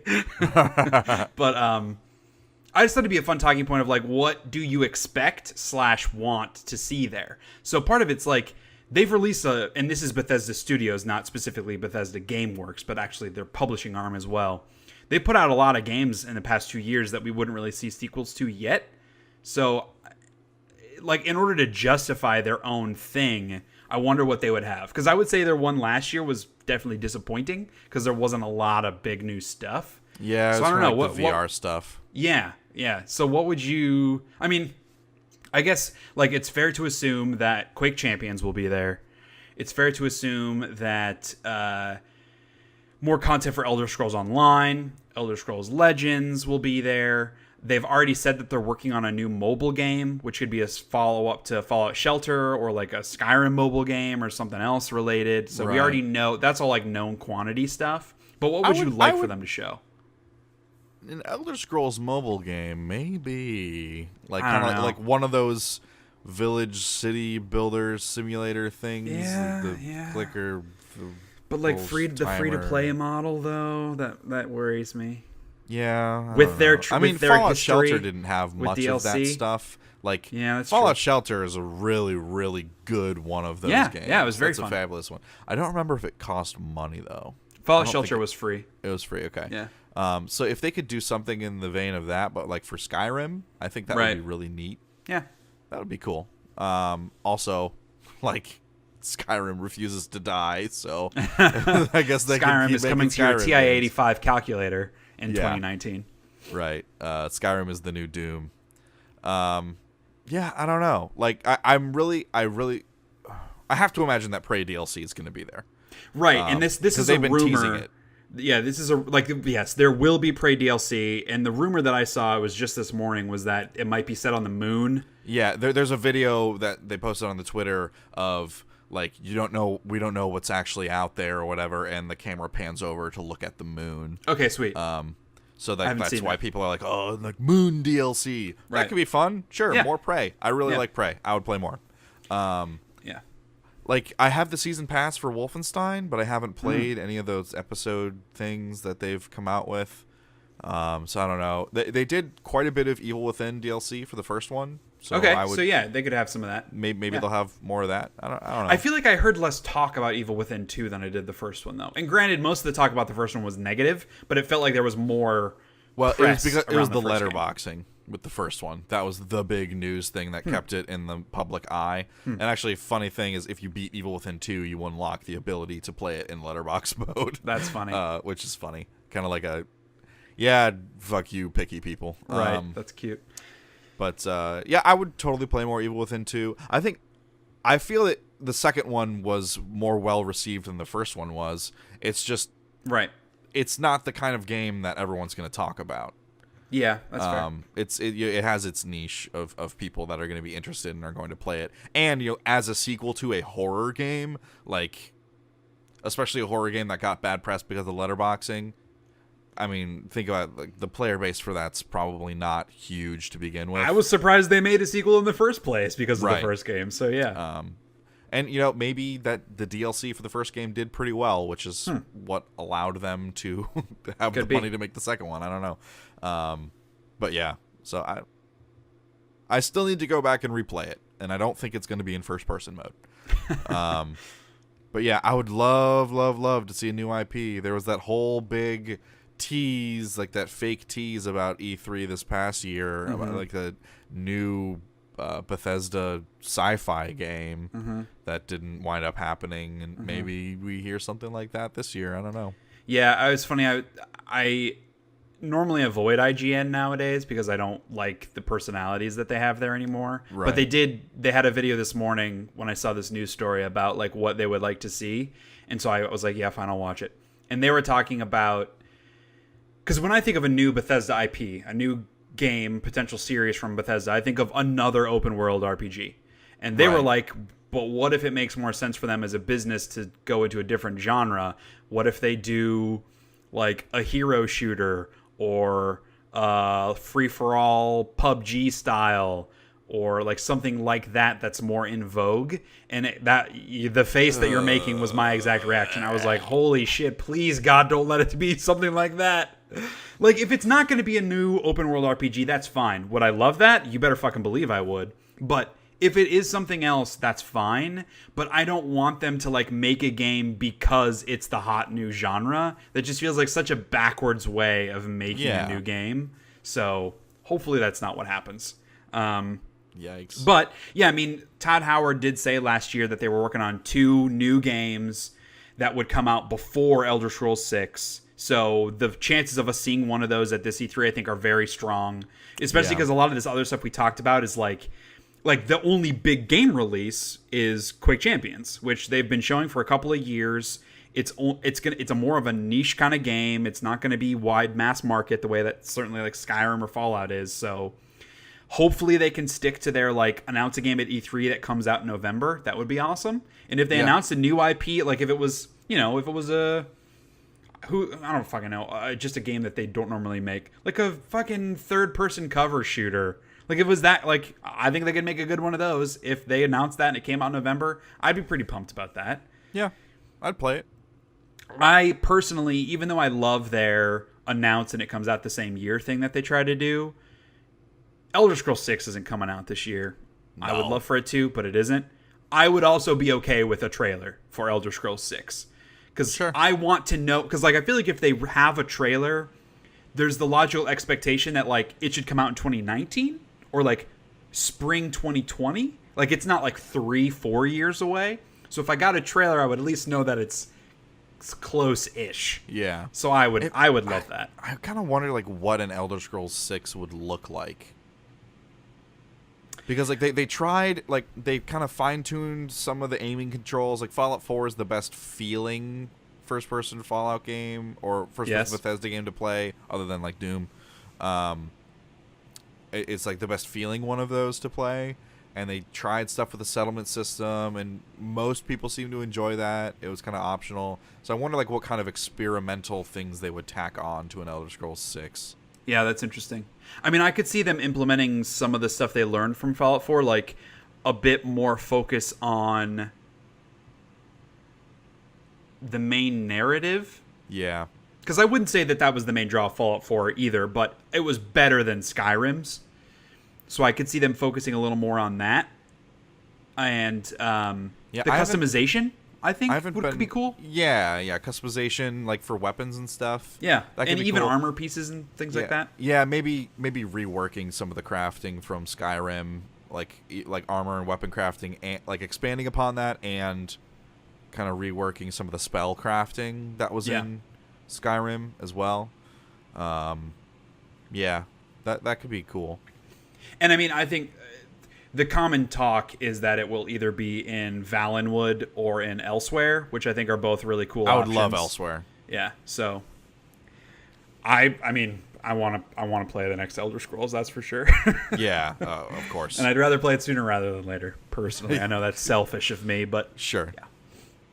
Yeah. So the studio heads at Sledgehammer, makers of recent Call of Duty World War II, have left the studio, but they're staying with Activision. So this came out last week. Glenn Schofield and Michael Condrey. So they founded the company in 2009. They had worked at EA with Visceral, making the first Dead Space game, and left the studio after the first Dead Space to create Sledgehammer Games. They helped Infinity Ward work on Modern Warfare 3, and then they had their own Call of Duty in Advanced Warfare and then World War II. So those are the only games they've made. Schofield and Condrey, like, they haven't said if the two of them are going to stay together, if they're going to be joining an existing studio or starting a new one, what they're going to be working on. We just know they're staying with Activision, and that Sledgehammer will continue to work on Call of Duty games moving forward. So I mean, I think this is probably cool. I feel like especially with Dead Space, they proved that they can do something unique and cool. Because, I mean, Dead Space, to me, that's like in my top 20 games of all time. Yeah. And what they've been able to do with Call of Duty, I think, is good. Advanced Warfare, I didn't really care because I was done with COD. But by all accounts, it was one of the better recent ones. And then World War II, like, it was not awesome. But that was more that it's a Call of Duty game and what they were trying to do with the Call of Duty game than it was about it being a World War II game. They did like cool experimental stuff with the multiplayer that I don't think panned out all that well. Yeah. But it was at least they at least tried some different stuff with Call of Duty. Right. So like I don't know. They're not afraid to experiment, for better or worse. I'm interested to see what they might turn out next. I would assume that they're going to be working on AAA games and they're not going to go do some like indie stuff, but who knows? On the opposite side of the aisle, story came out about the next Battlefield game, which this is rumor at this point, but it comes from GamesBeat, which I guess has a really strong track record with these types of rumors and the validity of them.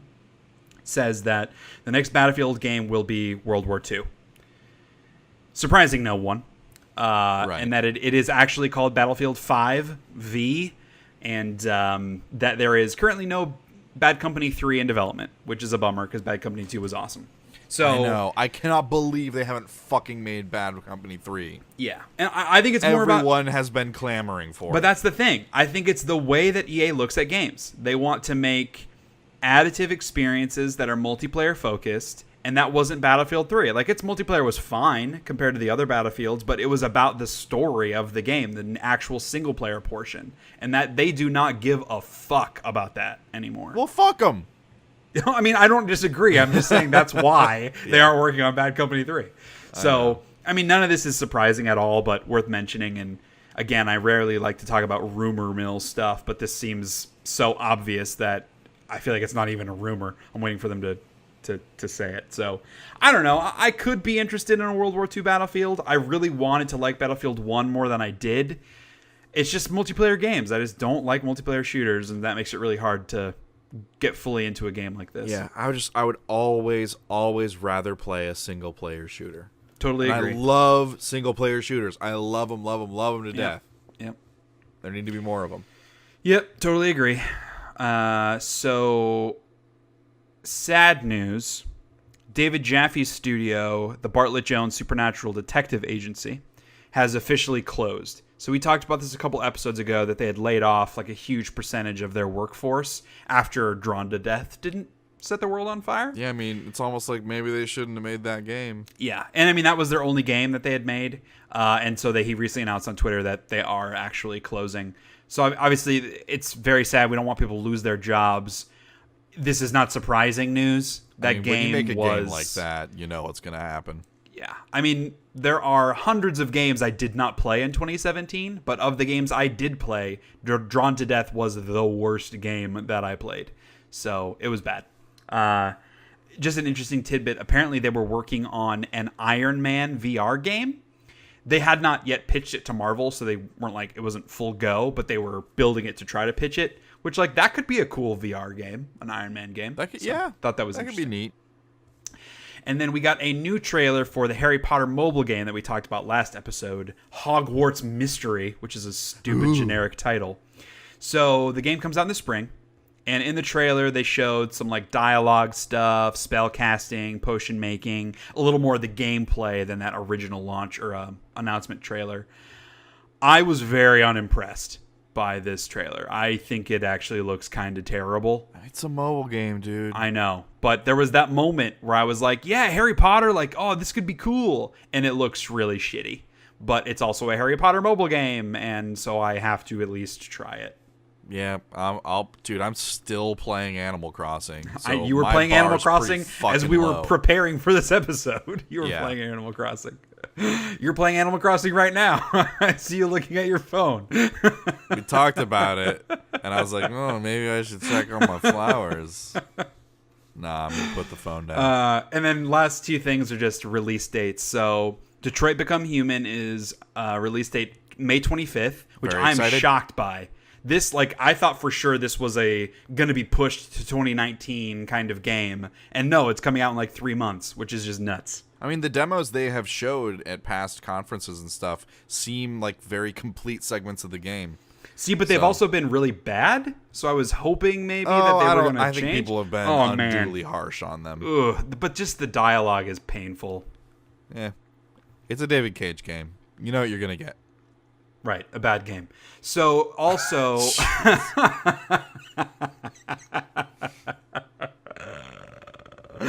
No, that's cool. I'm glad. I am not particularly interested in this. I'm interested in it conceptually, but I will not be buying it to start. If it gets great reviews, awesome, I might check it out. But I am excited for it to come out because I know you're excited about it. I am definitely really curious to hear about the game. Like, I will want you to talk about it on the podcast. People are going to tear it apart.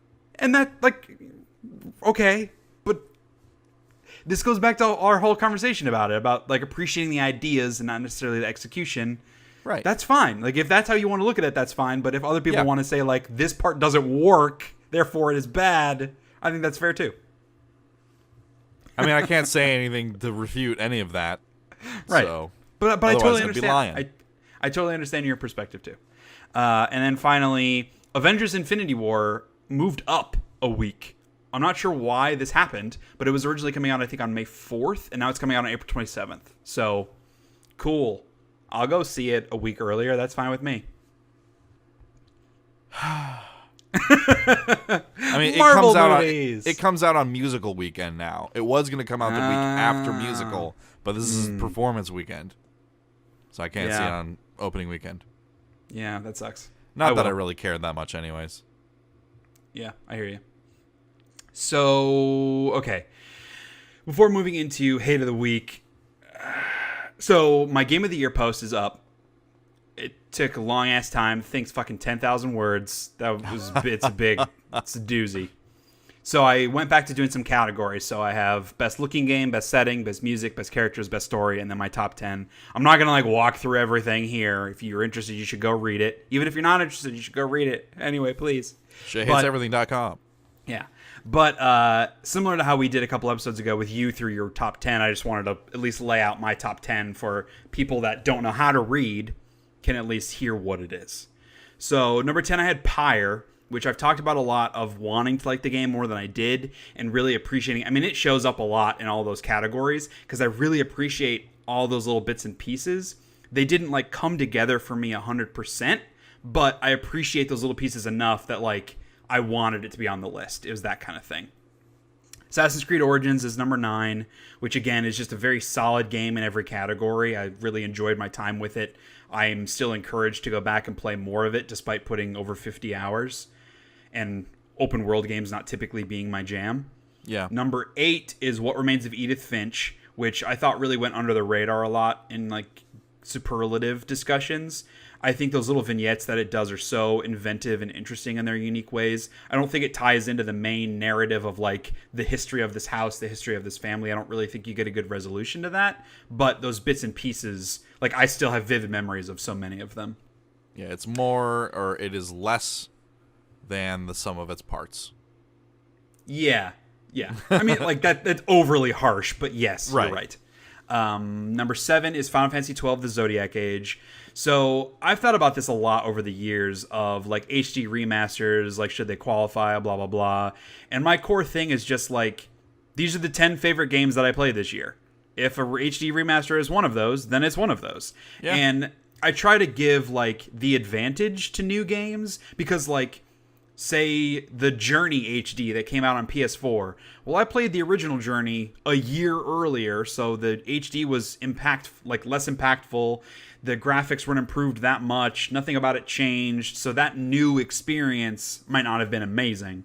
But something like the Zodiac Age, with one of my favorite Final Fantasy games, unequivocally the most underrated Final Fantasy game, as we've discussed, it improves so many areas, just quality of life stuff, like being able to run at 2x, 4x. It like re-recorded all the music. Graphically, it's not going to like blow you away, but it's definitely much improved. The cutscenes in particular look really awesome. The textures are better in general.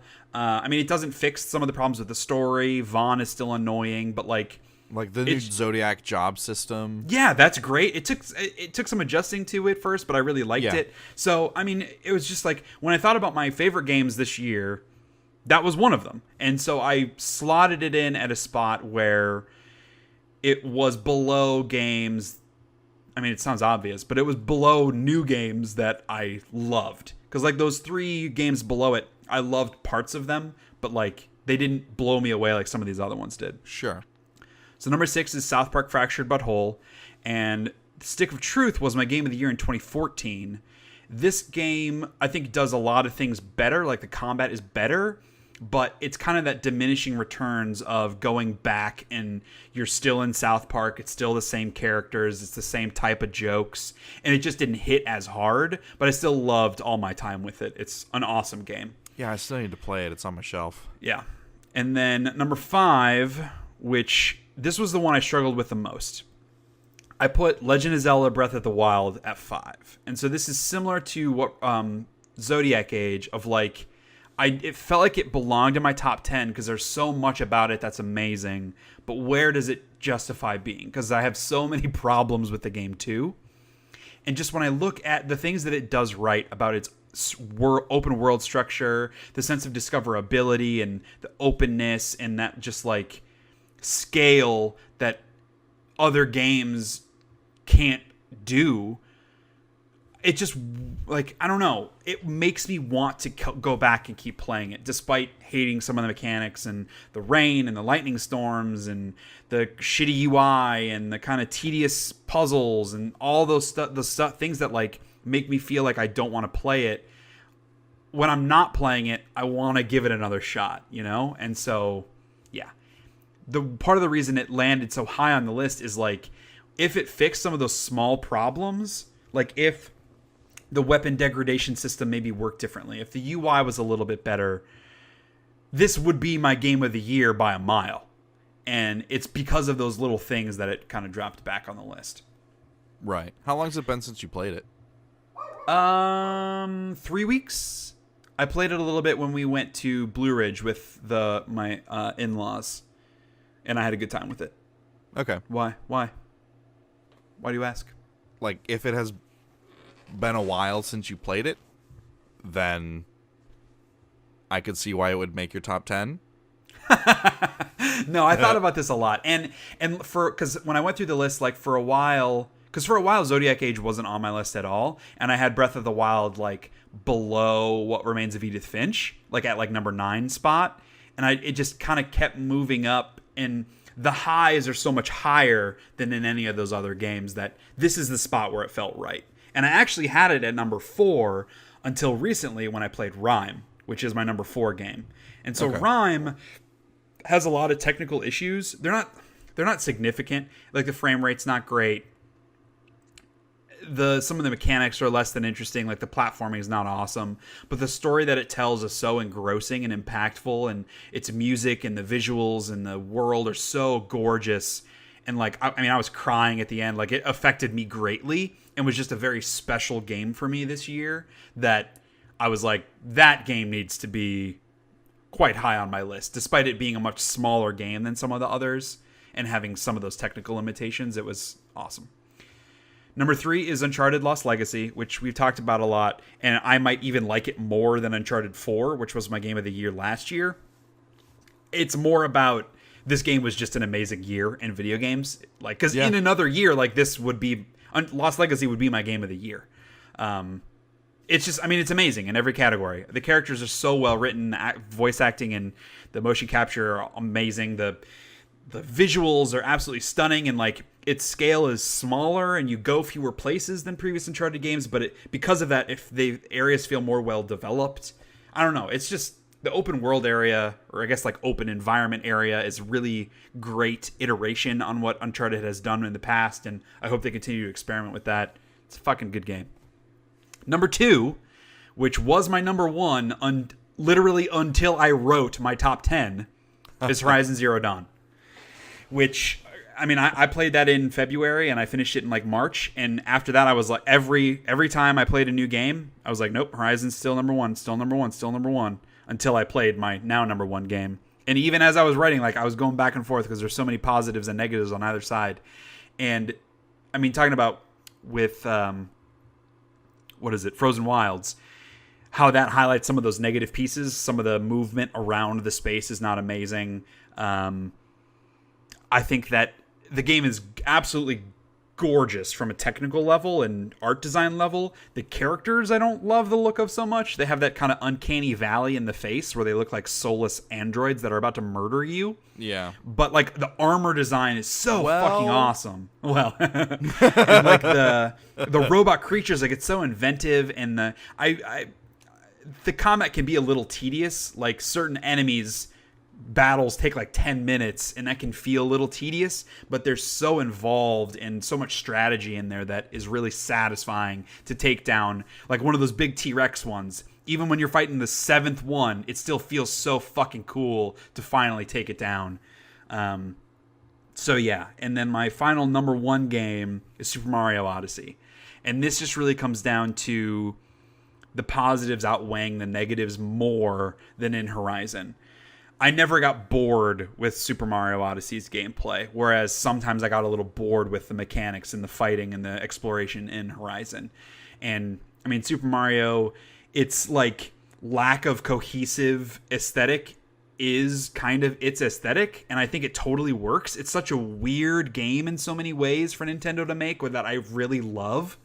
The music is really great, and, like, it switches back and forth between the traditional, like, orchestral Mario music, and then when you go to the side-scrolling portions, it makes it like pixelated or like 16-bit style chiptune, which I think is just a really cool touch.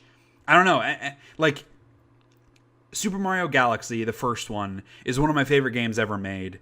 Super Mario Odyssey doesn't quite reach those highs, but it's so well polished in every single category. And it's a bit like when we talk about these Best Picture movies of like, well, you play or you watch the movie and you're like, I just know that's going to be nominated for Best Picture. It's a little bit like that with Super Mario Odyssey. Like, it's not generic or vanilla, but you just play it and you're like, I just know that this is one of the most overall best games of the year. And that just kind of, when I was writing my list, I just kept having reservations about Horizon in the number 1 spot, and I just didn't have reservations about Mario Odyssey. So that's my list. I feel very good about it, and I'm glad that I waited until March because it allowed me to put some more time into some other games like, you know, Assassin's Creed and Rime that I wouldn't have otherwise, and played a couple more hours of Pyre that made me feel better about it. So I'm glad that I took my time with it. And man, 2017, what a fucking strong year for video games. A lot of really good games. Yeah. So I don't have it done yet because I still have a couple more movies to watch before I post it. But by the time this episode is uploaded, I will have my top 10 movies of 2017, which maybe we can talk about next episode if we feel like it. But yeah, I was curious, Kyle, if you had like a favorite movie from this year.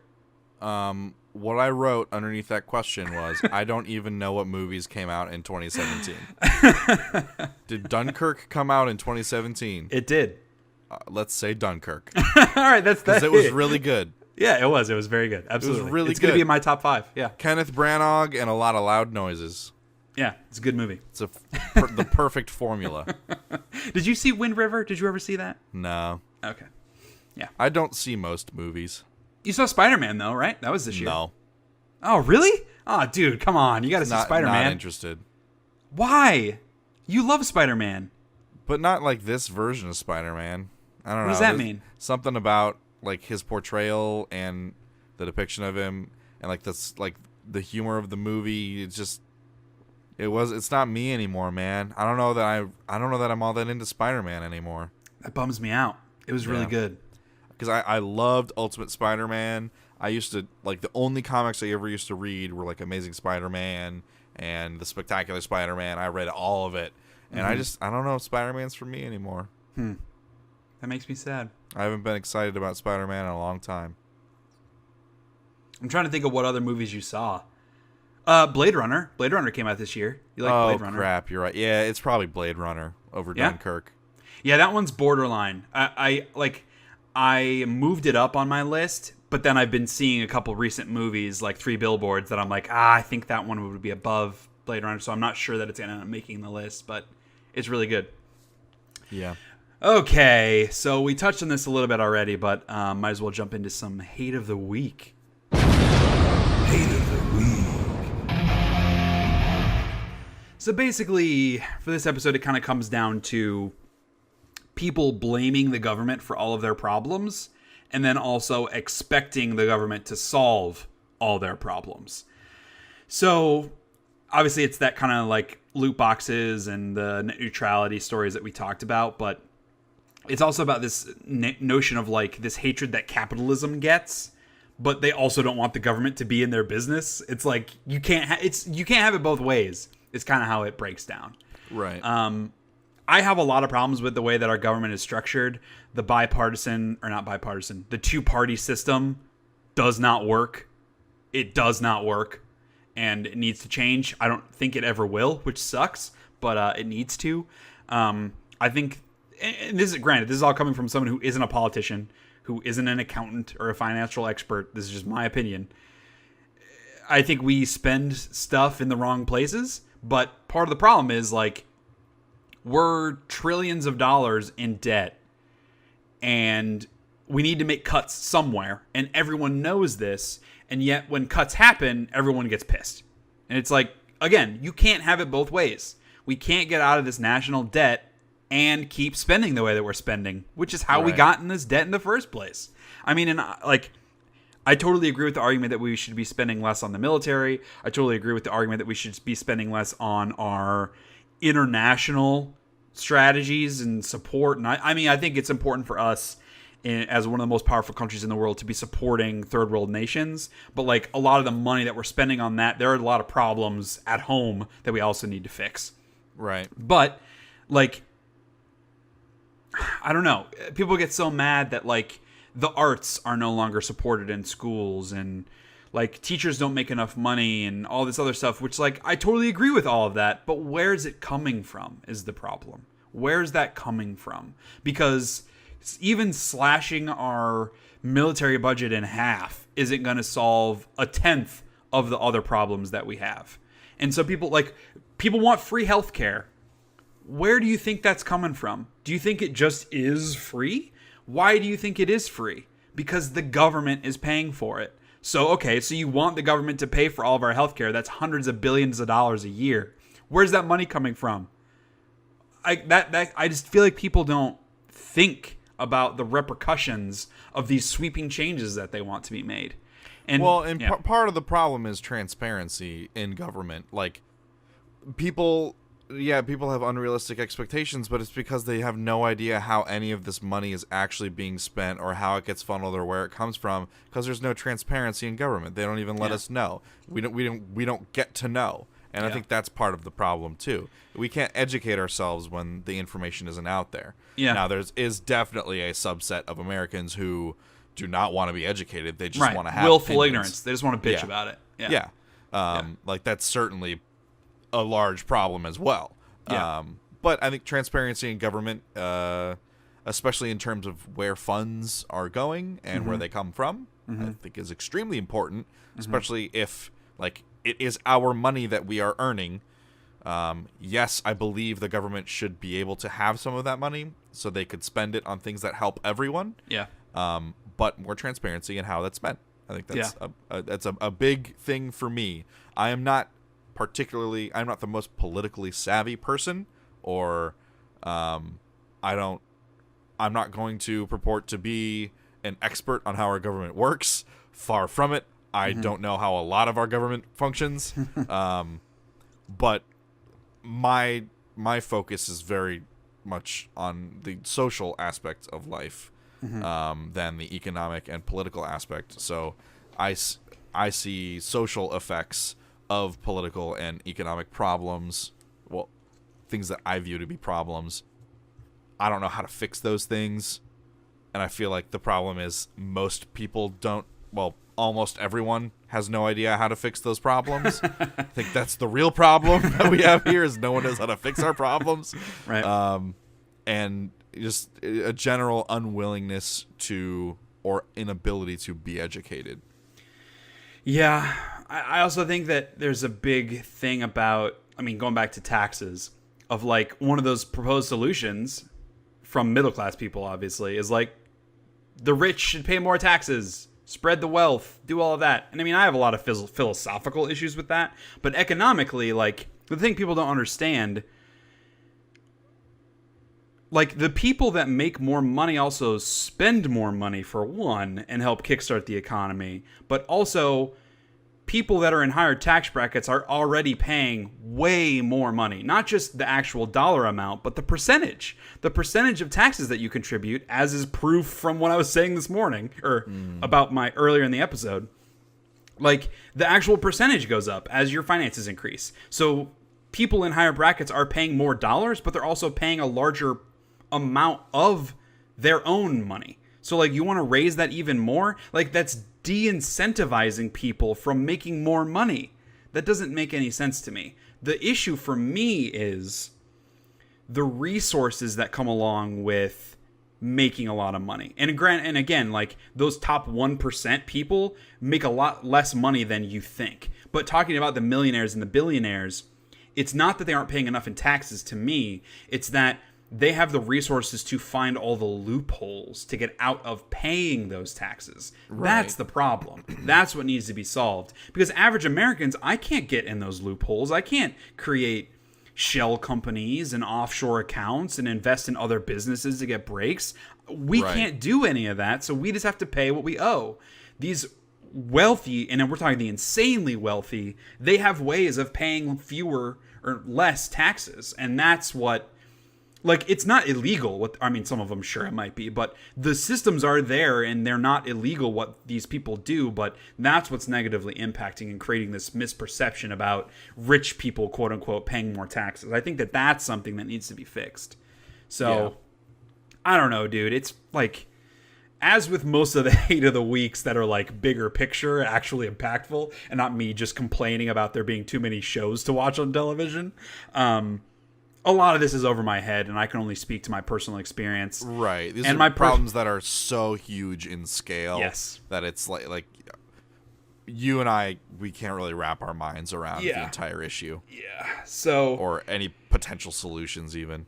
All I can say is that me owing $1,700 on my taxes this year sucks, and I would like for that not to happen again. So hopefully it doesn't happen again.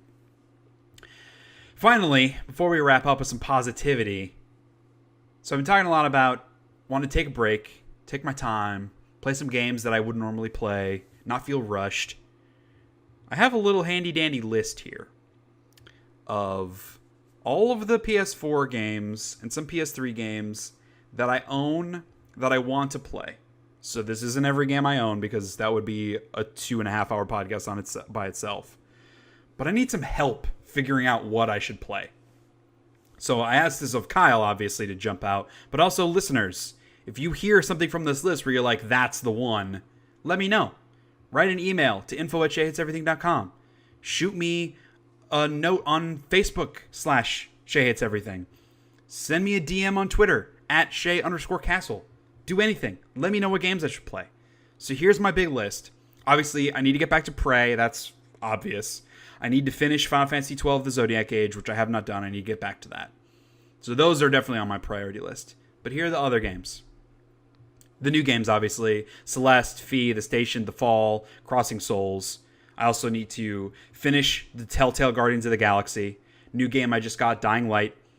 Some old games that I've had for a while. No Man's Sky, Rise of the Tomb Raider, Agents of Mayhem, The Flame and the Flood, The Last Guardian, Witcher 3, Far Cry 4, GTA 5, Middle-earth Shadow of Mordor, the Telltale Batman series, the Telltale Minecraft series, and then smaller games, Bound, Typo Man, Virginia, stuff like old games like Darksiders, Red Dead Redemption, Hob, The King's Quest, the new adventure series, Walking Dead Season 2 / Walking Dead Michonne series, Song of the Deep, the little Insomniac game that they made, Tearaway, Watch Dogs 2, Mirror's Edge Catalyst, Zombie, which I got for free on PlayStation Plus. And then I also have games that I would like to replay, which may not make the final list because there's so many other ones. But I really want to play the 2 Metro games before the new one comes out. I bought the collection on PS4. I really want to play Life is Strange Season 1 again after playing Before the Storm. I want to replay Stick of Truth after playing Fractured But Whole and get those trophies on PS4. I have the BioShock collection that I got for Christmas that I haven't touched, that I want to play all 3 of those games. So there's a lot, man. There's a lot of freaking games that I need to play, and I don't know which ones to play. That is a lot. What game should I play? I think the ones that of that list that should be near the top, I think you should play some of Red Dead Redemption. Yeah. But you do not have to worry about finishing it, I don't think.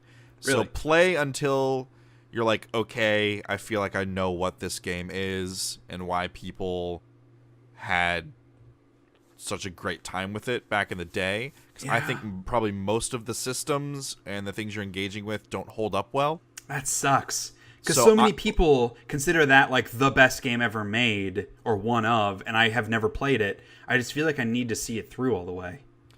I would play it until you think you get it. Like, okay, I think I understand, and then maybe look up an explanation video on the story or read an explanation of what happens in the story. Just enough to prep me for Red Dead 2. Right. Because that's I think you are going to want to play Red Dead 2. Absolutely. And I mean, that's why I want to play Red Dead this year, is so that I can play Red Dead 2 and get everything out of it. Sure.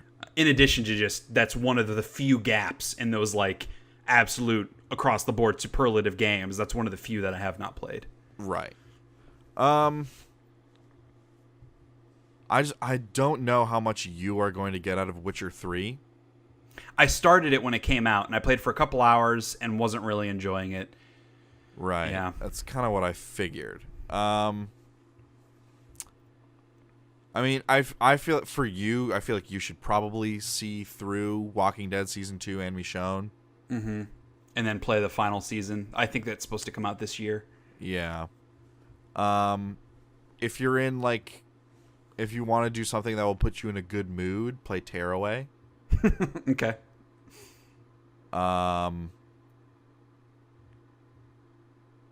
Yeah. There are just so many, man. And like part of it is I like to have 2 or 3 games going at once because it gives me options. If I'm not in the mood for one, I can play the other.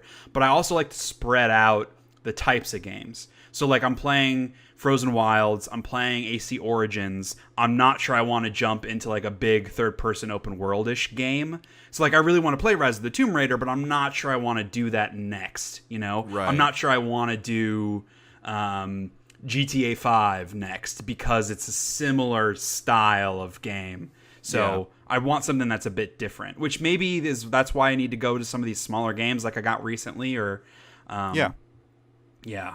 And like I want to play the first 2 Darksiders because I have those on PS4. I really want to play Darksiders 3 and I want to feel like I know what's going on in that universe.